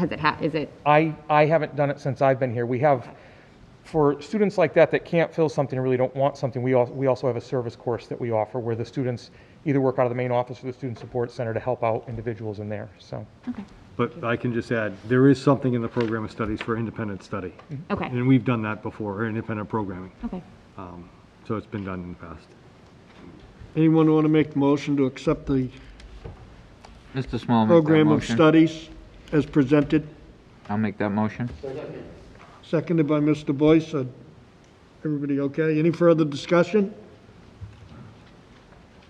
Seeing none, all those in favor? Unanimous. Thank you. Thanks, Chris. Thank you very much. Thanks, Chris. Just keeping down in new business, if you don't mind. Keep going. I'd like to keep the school choice program open as we've had for multiple years. So I would need a motion keeping school choice open for grades 9 through 10 at the high school only, and then for any remaining student 1 through 12 that moves out of district and wishes to remain in district. We made that change, I don't know, 2 years ago. So as is, right now our current policy for school choice are new acceptances in grades 9 and 10 only. And if you are in district and move out of district at any grade level, you can remain in your seat. So, Mr. Small, make the motion to keep the school choice policy consistent with FY21 through the FY22 year. Mr. Boyce seconded. Discussions? Mike? Mike? Jeff, how many kids currently are here per school choice? And Roughly. I should know that, but I don't know that. I know our school choice numbers this year are down. Nobody came because of COVID. We average, Chris, and it would be Chris to speak to that a little bit. What do we have at the high school pre-COVID? Again, that's a number that's fluctuated based on going back and forth this year, but we have been up around 40, and I've signed a couple and some have gone out, so. And then elementary maybe level, graduated. very low. Okay. Very low in elementary. It usually is if they have a SIB at the high school and they want to stay. But I think I've signed 2 this year of elementary kids. Most that- likely less than 50, probably. Oh, yeah, absolutely, yeah. And the high school, again, if you look, and when we get to the line by line a little later, we're losing kids to choice as well. So it used to be a revenue booster for us. Now it's a break-even boost. We're trying to break even. Any, Dawn, then Chris? I'm good. My question was answered. Okay. If we can just see those numbers in a future meeting of the revenue for, Well, the revenues in the students line coming item. You'll see the revenues in the line item for choice. There's actually a revenue line item. I just don't know the numbers of kids specific. Okay, but I think I'd like to see, maybe even a 5-year history of the revenue we used to get and how it's declining. Okay. And it's becoming more of an operating expense almost. Or it could be. Where is it gonna, when did the scales tip as far Oh, as? meaning kids going out versus? Yeah, comparing the cost of students leaving and going to choice at other schools versus those students coming in. Okay. If So we can let me just see- clarify. We don't have an option to, if a kid wants to go school choice, that's not our choice. So out in public, if we open a school choice, that doesn't mean we open to have kids go. We're opening to students coming in, and it's strictly revenue for us. Our students have always had the option to go anywhere else.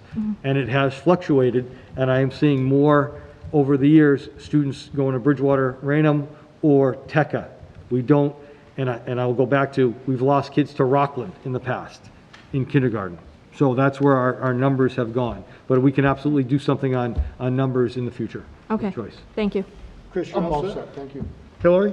When you say the 40, like up around 40 at the high school, is that students coming into the high school, that number of students? I would have to go to Chris again. I would say yes. Again, this is a challenging year because Yeah. we really had 0. But we average between 10 and 12 freshmen a year that come in. And if they stay, that's 40. But we tend to get kids, especially juniors and seniors who move out of town, to stay. So I would guess that we have about 40 new kids that rotate in. So 10, 10, 10, Yep. so it's 40 non-Whitman-Hanson residents will be in the building at a given time. And then we keep, and I'm happy to say, people want to stay in our district. So they want to stay at the high school and finish their experience here because it's a good experience. And it usually is around between 45, 50, 55, depending on the year. Okay, so if we say kids from other districts can come here, when you speak to kids at Whitman-Hanson leaving, they have that opportunity to go somewhere else, or Voc is out of this? This is not? Yeah, this is not a vocational piece. This is that Jeff's a Hanson resident and his daughter Erin is going to go to East Bridgewater because East Bridgewater school choice, she goes. Okay, We have no say in that. Right. We just get a bill. I get a bill from the superintendent, Liz Legault, Yep. for $5,000, $7,500, $11,000, depending on the need of the student. The only thing we as a district, as a choice district, we don't encumber if a special education student is a choice student here and they end up going out of district, the home district pays for that. Yep. But we get more revenue if we provide more services for that student. and now a student from Whitman-Hanson can't pick any district in the Commonwealth to go to, it's got to be another choice district. It's got to be a choice district, and you will see in the past 10 years, more and more districts have opened to choice. Along the South Shore Belt, along the coast, it's specific, less, but as you move past Norwell inland, you have your Abingtons, your Rocklands, your Whitman-Hansons, your East Bridgewaters, your Bridgewater Raynhams, your West Bridgewaters. If you go on the Cape is all choice, and the North Shore is all choice. Thank you. Fred? And I'm just going to go over some facts to make sure that we all understand them correctly. School choice doesn't cost us. We've limited the amount of new arrivals. We keep the amount of students, by doing so, the amount of students is a reasonable number, and they matriculate into already existing classes.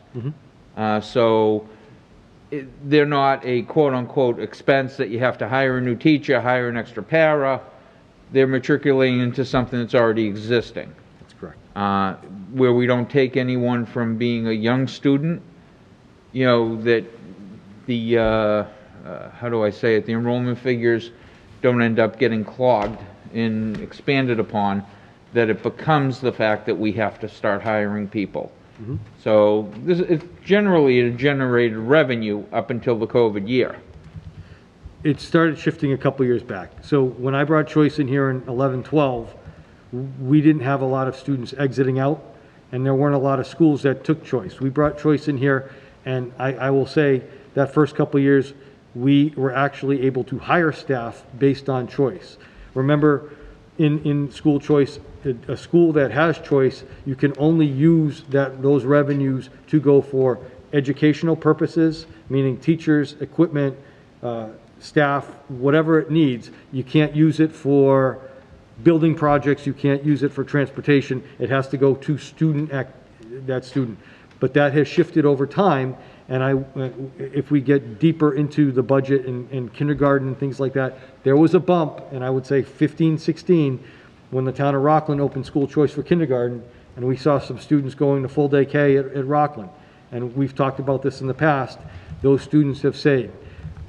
I would have to look at the data to see where our kids are at, but I did notice a bump pre-COVID too, to an online school, which is Tech Academy.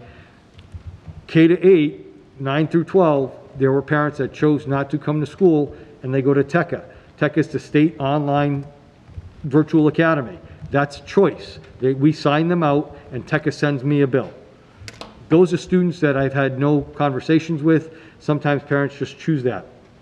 School choice is not charter school. School choice is not vocational school. We've lost kids to charter schools as well, and the state reimburses us for some, but not all. So we pay tuitions for that. And vocational schools, the towns pick up the vocational tabs for South Shore Voc Tech, Norfolk Aggie, Bristol Plymouth, things like that. But it used to be a relatively good revenue booster, but to Ms. Byers have said it's kind of balanced out. So now I need choice to say to offset my costs, because the more choice kids I have, you know, the less we're losing. So we're trying to balance out revenue versus expenditure and choice. Just to reiterate, any child that determines they want a choice out, they find a district that is doing choice that's willing to accept them. They go. They go. We have no control. Not at all. And we just get a bill that we have to pay. That's correct. Anyone else? Chris? I'm preaching to the choir, I think, but we don't have a direct choice, but we have an indirect choice on what kind of services we provide through this school, right? So, you know what I'm saying? In a big picture sense, if we're going to compete with other schools that have choice and not lose our kids, we want to add services. Correct. Like that's all I wanted to do. Make ourselves, I guess, more desirable. Yep. Sure. Dawn? I did just find on DESI's website, so they just have for FY20, we received 52 kids in, and sending out was 33.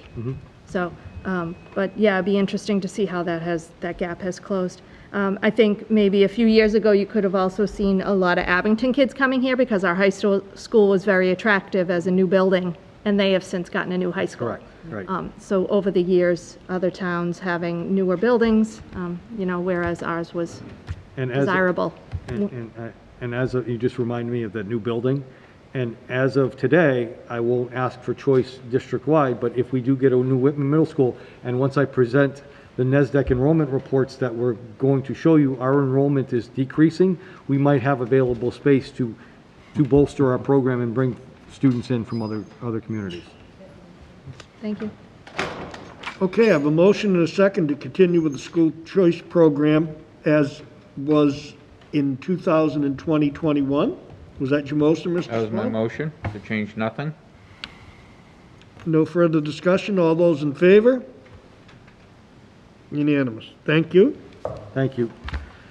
I don't believe we're ready for yet, so you want to move to vendor contract? Yep, Mr. Tuffy, if you want.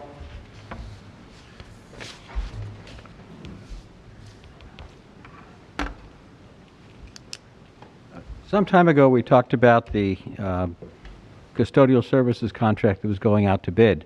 And a little over a week ago, we got results back. While we had a number of people take out packages, in the end, we only had one bid, and that was from SJ Services, the people we're currently dealing with. In fact, at the last minute, we heard from two potential vendors who said they were unable to get a performance bond, and we require a performance bond in our contract, so we're probably just as well that we didn't wind up dealing with them. The contract, the proposal that we got is we are awarding it to SJ, and we're actually reasonably happy with it. In the first year, the increase is a little under 8%, which was not a total surprise. We've asked for a couple of items in that contract that we didn't have before. One is some increased supervision here on site.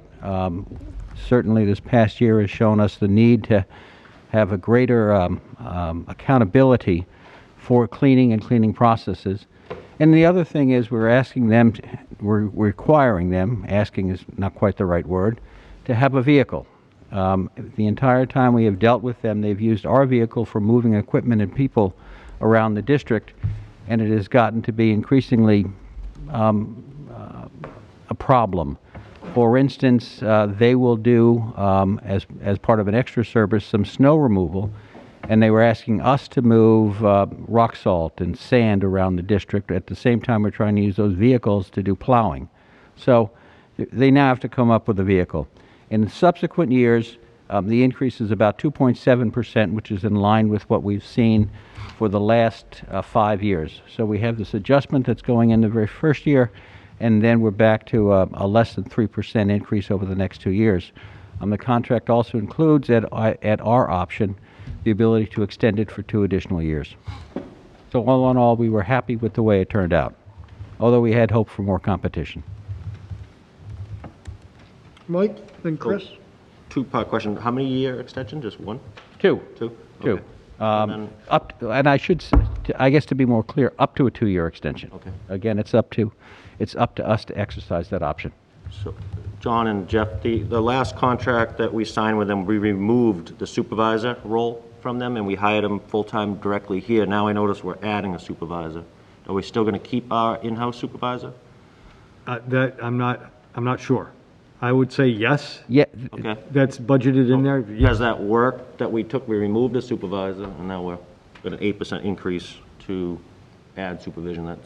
I believe Ernie's intention is to continue to have them do some level of oversight. So the extra supervisory position does not fully replace what we have for our own in-house person, but it will free up some time and an expectation that during the work time that they're here, and of course they're here at night, that they will do a little better job of both working at cleaning but also overseeing the operation. So the person is still here that we hired? Yes. Okay. Yes. The second, basically, the supervisor is to make sure that the second shift, they will be handling the second shift aspect of SJ. The person we have handles more of the placement of individuals and then works for us to make sure the overall process is going. But what we wrote into the RFP was to make sure that the second shift supervisor, was to make sure that the supervisor they are paying for handles and make sure that the people who are working on the second shift are doing so properly. I just had a quick one on the extension. If we choose to, is it the same 2.75? Yes. Increase? Yep. Thank you. That was all.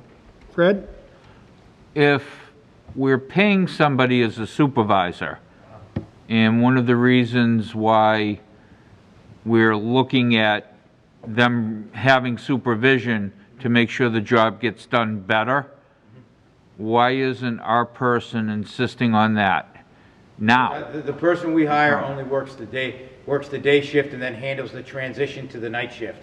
But we have people that work continuously. Right, they get out of here 10, 11 o'clock at night. Right, so that's why we can't ask that person to do it, there's just, that person already works a full-time job. So in this ideation of the RFP, we put that back on SJ to make sure that those people can be policed, because sometimes what is said and what is done are two different things. Oh, I mean, I've been in a classroom with a sink that hadn't been touched in God knows how long, at one point over at Conley. You know, There may have been a person assigned to do it repeatedly. Mike? As part of the contract, I know Fred and I, have been a big sticking point for us, is they are supposed to wear and be given through SJ Services uniforms, and that's just a company identifying T-shirt that says Hanson Middle School staff, or whatever it is. Can we just keep enforcing that? Sure. That was something. I noticed That's something important. I mean, that's yeah, I something know we wrote into the it's very contract. rare. I think Fred and I went 10 to 10 one day when we counted that they did not and it's have. supposed to be a $25 per incident fine. It just looks great watching, Whitman Middle School, Whitman, and that they don't appear to be given. That's not from our budget, that's from out of this contract. Correct. And I think it looks nice as a whole. Good, George. We will remind them of that. Yeah, we will remind them. I will say that some of the workers, especially the day workers, have sort of become part of the fabric of the building, and a lot of times they are given whatever T-shirts that the staff gets, or that if there's a team or if there's an event, they always give them one. And it's usually what happened is that they should be either, the rule of thumb usually has been they either have their badge on and a T-shirt that might say Indian Head School. That's fine. Or they have their SJ Services one. But they Yeah. shouldn't, I agree with you, they shouldn't have a regular piece of clothing. They should be identifiable as a Whitman-Hanson. They're an SJ employee in Whitman-Hanson. Yeah. You're right, Correct. they should be. They Thank you. certainly need to be identified as somebody who should be in the building. Correct. And should be in the corridor where they happen to be. And SJ should be Part of the responsible. problem- I think part of the problem is, I mean, as we transition back to sports at night, I've been here, as we were transitioning back, and it is difficult for even myself to identify who was supposed to be here working. Who do I go to when there's an issue? So it gets really difficult when you have visitors come in and they can't identify who's who. So I think we need to, I heard Push them you, Mike. We'll make sure that's enforced. Now we can ask the supervisor. Yeah, and I think it would be SJ's responsibility to make sure that it's of a reasonable quality, Yes. laundered, reasonable cleanliness, et cetera as well. I'm not saying it has to be a button-down shirt, but. I hope not. Just that it's appropriate and, something to be proud of, so to speak. And they supply plenty of them for their people, not one or two that they have to keep rotating and washing and whatnot. anyone else on vendor contract update? Anything on the bus? We're still working on that. Okay. I'm good. I'm good. Okay. I'm good. Do you want to go to, so we can transition back to budget a little bit.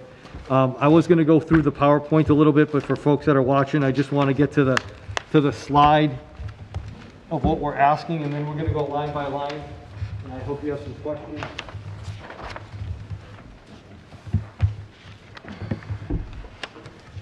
Two slides I think are important. Just to remind folks at home, this is available on the website. Look at our budget, look at everything that we present here today will go up for your review. But we presented a level services plus budget. And we're looking for an intervention program to prevent regression or see where we're at. With 2 elementary interventionists in middle school and 1 in the middle school, K to 5 expert facilitator, with iReady Read in middle school math diagnostic, which is about $375,000. We need a new science teacher at the high school to replace the one that we cut in 2019, part of our cuts. That also I presented, I believe 2 weeks ago, that we have a person teaching out of license right now doing that. A new science teacher will reduce class size and put us back to making sure everybody's well within their licensure. George talked about Chromebooks and end of life. We put in a Chromebook lease of $150,000 to make sure we're refreshed. And then special education, you will see in the line by line, we already put the level of services increase, but Lauren was looking for some Whitman Middle School inclusion support. I will tell you, based upon my conversations with the middle school at Whitman and their teachers, this is desperately needed. It's going to be a priority for us going forward. A language-based program at the elementary levels, and then the Bright program at Hanson Middle School, and her fourth priority is an ELL teacher, and that's going to be strictly based on our numbers going forward.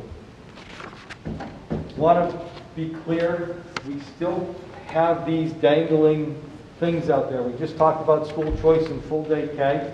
I'd like to talk about that in more detail as we get further into the spring and where we might be at. The restoration of a foreign language program that's robust and equitable in both communities, and then adjusting our school start times, seeing where we're at. Enrollment's going to take a key piece in all three of these in the future. So I think the piece around presenting what NESDEC has given us, and again, I got to Hanson Middle yesterday afternoon, so we can put together a presentation of what our enrollment's going to be over the next 10 years. But these are things that we want to focus, keep within our sight lines. I want to remind folks where we're at in the budget. I want to thank again the two communities for coming out last summer and supporting our budget. It was the largest increase we've seen in a long time. I also want to go back to the 2016 budget where we had a 0.8%, the 0.08% increase. That was devastating to us, and it's taken a while to get back to, and we still haven't fully recovered. Simple enough, this is where we're at in 2019 with per pupil. I don't want to compare us to too many districts. I think we do a really good job of doing what we have to do with the expenditures that we have. Chapter 78 from last year, we still get a large amount, half of our budget, a little less now, because that number is fixed almost. We only get a little bit every year. So our revenues keep consistent from the state, but our expenses continue to raise. So line by line of what I'm asking for, again, just reiterating, in level services, plus our salary line, sorry about that, our salary line went up a little over $1 million. Our pension line went up a little over 100,000. Health insurance is about 100 grand. Transportation, we're guessing, is at about 90. Custodial services at 42.6. Utilities are about 40. We're going to have an executive session after this to talk about water. That's a TBD, but hoping to put some money into that. And trash at a 5,000. So those are our level services. Bam. The plus pieces are the high school teacher, the intervention, the student services from Lauren or special education, and our technology refresh. Again, this number, and I'm glad to say, the preliminary budget number is going to actually decrease already when we go line by line. So that 57.9 is going to decrease by about $300,000 when we go line by line today. Just separating out from the budget as we go line by line, these are things that other departments in our communities don't pay, that the regional school district is responsible for. We're like our own little town, and it comes up to about $9.5 million in the overall budget. Things that we don't necessarily have to pay for, or that we have to pay for. Yes, Don? Can I add back at this slide, it does not include maintenance, right? Correct. So if we can just speak to that piece, and also, I don't know if the custodian and transportation contracts are in here. So, that piece. So those are two other pieces. We took in, employee stuff and then student support. We did not add our transportation. Maintenance. And you're correct. We do our own maintenance. We get some help from the towns, but we do our own maintenance.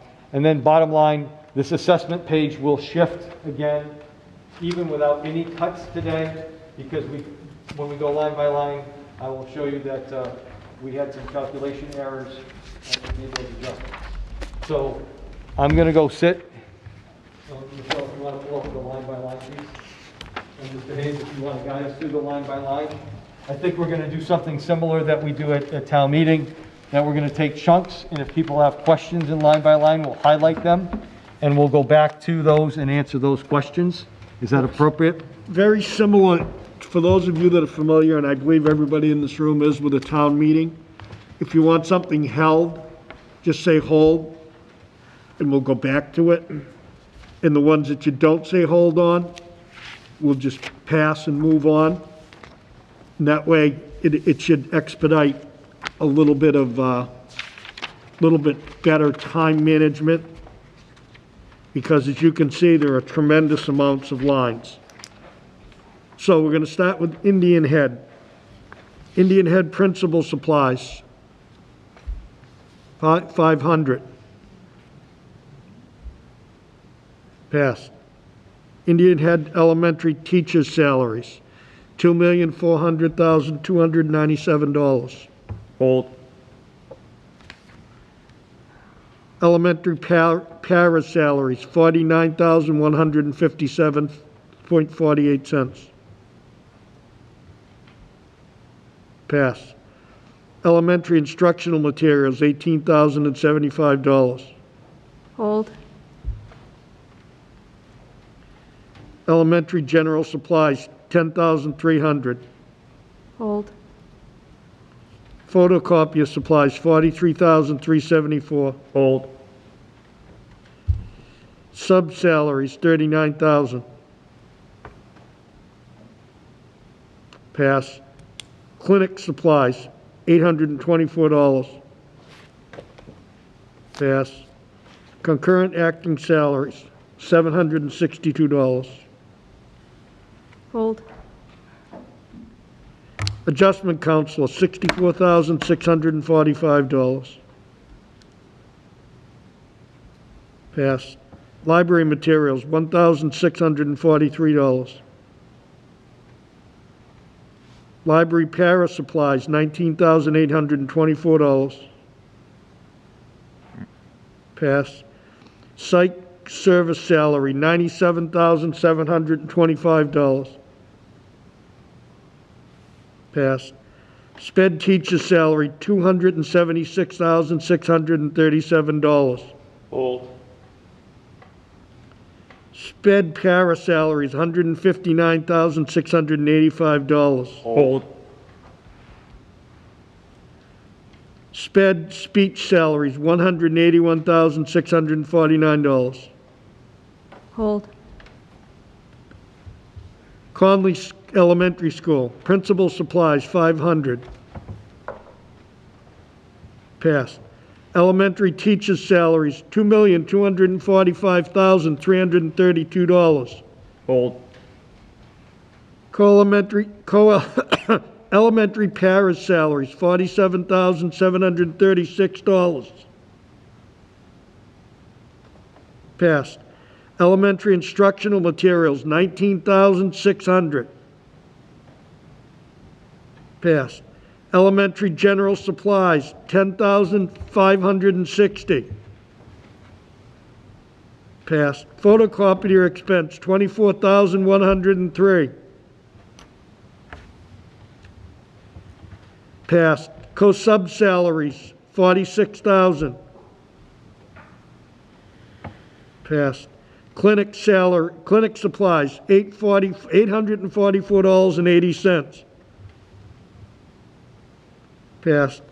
Concurrent active salaries. Oh, it's co-curricular, Bob. It's Last one, hold. It's co-curricular. Co-curricular salaries, $1,395. Passed. Adjustment counselor, $61,449. Passed. Library materials and supplies, $1,845. Hold. Hold. Library para salaries, $20,221. Passed. Psych service salaries, $83,835. Passed. Sped teacher salary, $275,800. Hold. Sped para salaries, $207,308. Hold. Sped speech salaries, $71,372. Passed. Duval Elementary School. Principal supplies, $500. Passed. Elementary teacher salaries, $1,957,081. Hold. Elementary para salaries, $160,376. Passed. Elementary instruction materials, $16,075. Passed. Elementary general supplies, $8,860. Passed. Photocopier supplies, $22,067. Passed. Sub-salary, $49,000. Passed. Clinic supplies, $708. Passed. Co-curricular salary, $780. Passed. Adjustment counselor, $71,372. Passed. Library instruction materials, $1,395. Passed. Library para supplies, $19,915. Passed. Psych service salaries, $72,636. Passed. Sped teacher salary, $327,178. Passed. Sped para salary, $207,308. Hold. Sped speech salary, $93,698. Hold. Hey, Bob. Bob, I don't know if you want to get through the whole thing, but our attorney did walk in, so I know we're on page 2 or 6. I don't know if I'm totally up to however you want to do it, but Yeah, let's hold the rest of it and go back to it. up to you. Thank you. You got in? Okay. We might be paying. We have to have an executive session to discuss strategy with respect to collective bargaining or litigation if an open meeting may have a detrimental effect on the bargaining or litigating position of the public body, and I do so declare. Whitman-Hanson Education Association, collective bargaining, and Whitman Water Sewer invoice. I'll entertain a motion to go into executive session. So moved. When we come out of executive session, I will be continuing, starting with Whitman Middle School, and we will be taking votes. This meeting is far from over. But the attorney has arrived, and for budgeting purposes, we're going to go right to it. So, all those in favor of going to executive session? Roll call, right? Roll call. Yes. Chris? David? Yes. Steve? Dan? Fred? Yes. Chris? Yes. Dawn? Yes. Bob Hayes, yes. Mike Yes. Jones? Yes. Hillary? Yes. We're in executive session. We will return. I'll click the camera. Session. 50 seconds. It is 8:45 and we are reconvening. We stopped at Line 55. Whitman Middle School. We stopped at line 55. Whitman Middle School is next. Principal surprise, 1100. Passed. Principal other expense, 500. Passed. Principal travel, 400. Passed. Whitman Middle teachers' salaries, $2,519,308. Hold. Whitman Middle's instructional materials, $12,300. Passed. Whitman Middle general supplies, $8,162. Passed. Photocopier expense, $22,917. Hold. Sub salaries, $58,000. Passed. Clinic supplies, $1,500. Passed. Concurrent activities, $4,925. That's after-school activities, by the way, I just asked. Passed. Guidance salaries, $136,334. Hold. Adjustment counselor salary, $95,878. Passed. Library instructional materials, $7,000. Passed. Library salary, $0. Nothing there. Passed. Whitman Middle School para salary library, $21,575. Passed. Psychologist service salary, $95,878. Hold. Sped teacher salary, $468,021. Hold. Sped para salary, $178,561. Hold. Hanson Middle, principal supplies, $900. Passed. Principal other expense, $500. Passed. Principal travel, $400. Passed. Middle school teacher salaries, $2,297,759. Hold.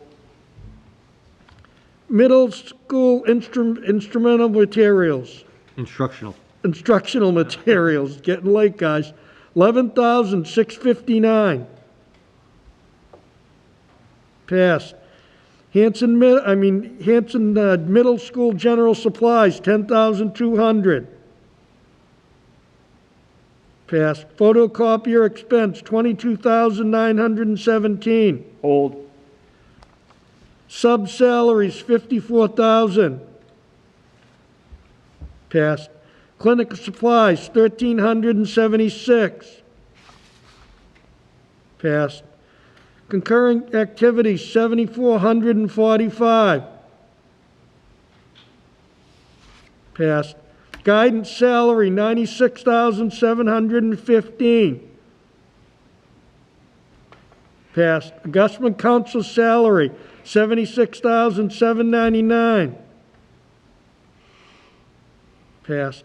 Instructional material and supplies, library, $6,101. Passed. Library salary, $65,601. Hold. Psych salary, $95,878. Passed. Sped teacher salary, $716,835. Hold. Next page. We're still on Hanson Middle. Sped para salary, $271,588. Hold. Sped speech salary, $87,564. Passed. High school, Whitman-Hanson Regional High School, principal supplies, $3,047. Passed. Principal other expense, $3,500. Passed. Principal travel, $5,000. Passed. Teacher's salary, $4,800,342. Hold. Instructional materials, $11,475. Passed. General supplies, $44,426. Hold. 21st century support salary, $60,782. Hold. Other expenses, $83,500. Hold. Graduation expense, $30,844. Hold. Equipment expense, $6,800. Passed. Photocopier expenses, $78,936. Hold. Sub-salary, $79,000. Passed. Athletic salaries, $393,000. Hold. Athletic supplies, $10,214. Hold. Athletics travel, $1,800. Passed. Athletics equipment maintenance, $8,000. Hold. Clinic supplies, $2,600. Passed. Concurrent active salaries, $82,095. Hold. Guidance salary, $443,023. Passed. Guidance contract, $5,500.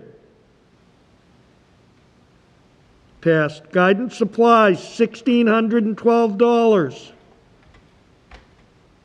Passed. Library salary other, $0. Library supplies, $3,037. Passed. Library salary, $56,715. Passed. Psych salaries, $99,728. Passed. Sped teacher salary, $480,729. Hold. Sped para salary, $276,890. Hold. This is just, Can we start going maybe in blocks of 20? Anybody has a question on something, you just say the number. You don't have to read the numbers, it's all or not. Somebody has a question, we'll go through this a lot quicker. So if somebody has an objection between, like 123 to... I think if we just do it fast, because people are watching. I mean, I like your idea, Dan, I'll go quick as I can. School committee supplies, $500. Passed. School committee other expense, $9,000. Passed. School committee travel, $5,000. Passed. Central office superintendent salary, $177,190. Passed. Central office superintendent clerical salary, $101,138. Passed. Professional salary, $280,000. Hold. Central office superintendent, $0. Central office superintendent supplies, $6,500. Passed. Central office superintendent other supplies, $7,500. Passed. Central office superintendent travel, $12,500. Passed. Central office assistant superintendent salary, $152,173. Passed. Central office assistant superintendent clerical, $67,535. Passed. Superintendent's contract, bus, $8,500.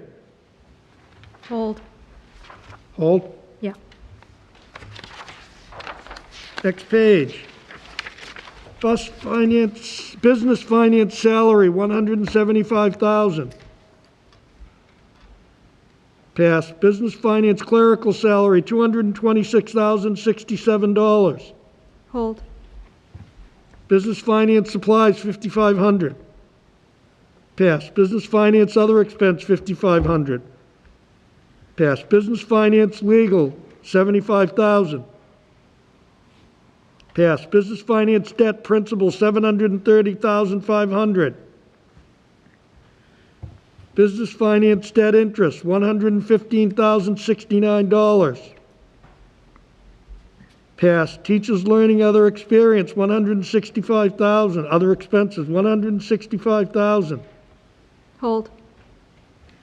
Teachers learning professional development, $0. Teachers learning course reimbursement, $101,447. Instructional pass, instructional materials, $508,131. Hold. Principal salary, $1,744,599.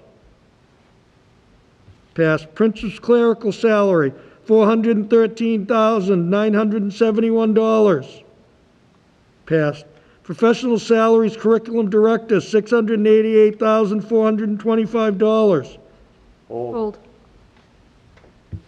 Program teacher's salary, $180,006. Hold. Tutor's salary, $42,000. Passed. Supplies and material, $10,000. Hold. Hold. Yes. Preschool academic professional salary, $187,810. Passed. Preschool academy para salary, $89,998. Passed. Preschool academy instrument materials, $2,600. Passed. Preschool academy general supplies, $2,080. Passed. Central office photocopier, $22,058. Hold. Photocopy instructional service experience, $175,027. Passed. Instrument supplies for sub-salaries, $5,000. Passed. General supplies for instrument subs, $60,000. Hold. Instrument subs OIS, $10,816. Hold. Instructional supplies, other expenses, $114,444, $114,444. Hold. Instructional supplies, travel, $4,000. Passed. Tuition other schools, $29,309. Hold. School choice, $258,640. Hold. Charter schools, $814,154. Pass.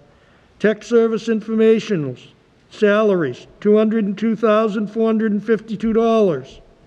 Hold. Tech service info management supplies, $0. Tech service, tech professional salaries, $470,465. Hold. Tech service equipment, $0. Tech service OIS salary, $17,000. Pass. Tech service OIS travel, $15,500. Pass. Tech services, $285,099. Hold. Tech service equipment maintenance, $130,673. Pass. Tech service CIT supplies, $230,849. Hold. Tech service BSS, $39,128. Pass. Tech service equipment maintenance, $25,528. Pass. Tech replacement equipment, $40,000. Employee insurance, $9,000. Yes, we're getting there. Clinical salaries, $572,264. Pass. Clinical supervision, $6,500. Pass. Clinical other, $0. Clinical, $10,500. Clinic supplies, $1,500. Passed. Clinic travel, $275. Passed. Guidance clerical salary, $55,845. Employee benefits salary reserve, $460,000. Hold. Employees' retirement benefits, $3,065,598. Hold. Employment benefits Medicare tax, $513,000. Pass. Unemployment tax, $143,440. Pass. Employee health insurance, $4,650,000. Hold. Psych professional salary, 0. SPED curriculum director salary, $131,328. Pass. SPED teacher's salary, $326,276,000. Hold. SPED tutor salary, $65,000. Pass. SPED clerical salary, $88,192. Pass. SPED non-clerical para, $24,000. Hold. SPED general supplies, $50,656. Hold. Summer materials, ESY, $1,500. Pass. SPED OAS travel, $1,900. Pass. SPED OAS contracted services, $750,000. Pass. SPED legal, $15,000. Pass. SPED transportation contracted services, $1,150,000. Pass. SPED tuition to other schools, $4,596,744. Hold. Summer professional salaries, $51,500.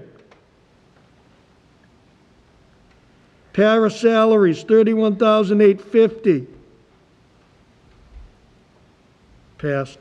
SPED speech salary, $67,839. Passed. District liaison expenses, $20,000. Hold. District police details, $11,735. Hold. Transportation other salary, $132,002. Passed. Transportation contracted services, $1,715,000. Hold. Transportation McKinney-Vento, $70,000. Pass. Facilities overtime, $30,000. Pass. Facilities maintenance salary, $124,922. Pass. Facilities maintenance salaries, $415,580. Hold. Snow and inclement weather, $30,000. Pass. Facilities contracted service, $233,000. Hold. Facilities contracted cleaning service, $1,340,000. Passed. Facility supplies, $200,000. Hold. Facilities other expenses, $68,500. Hold. Facilities building maintenance, $125,000. Hold. Facilities equipment contracted service, maintenance, $125,000.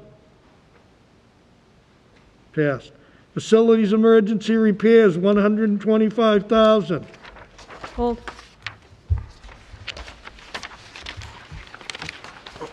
We're almost there.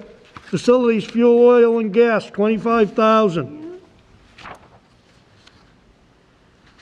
Utilities contracted service, electric, $875,000.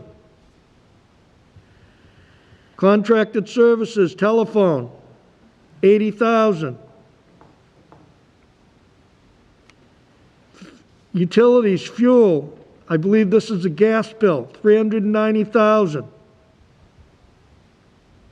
Utilities, rubbish removal, $85,000. Passed. Building insurance, $449,000. Passed. Intervention program, $375,000. Passed. High school science teacher, $75,000. Passed. Additional Chromebooks, $150,000. Passed. Additional SPED programs, $250,000. Passed. Okay, we are through this. We are going to continue this meeting to Tuesday, we agreed on Monday night, 6 o'clock. 15th, March 15th at 6 o'clock. I would entertain a motion to adjourn. Second. All those in favor? Good night, everyone. Thank you.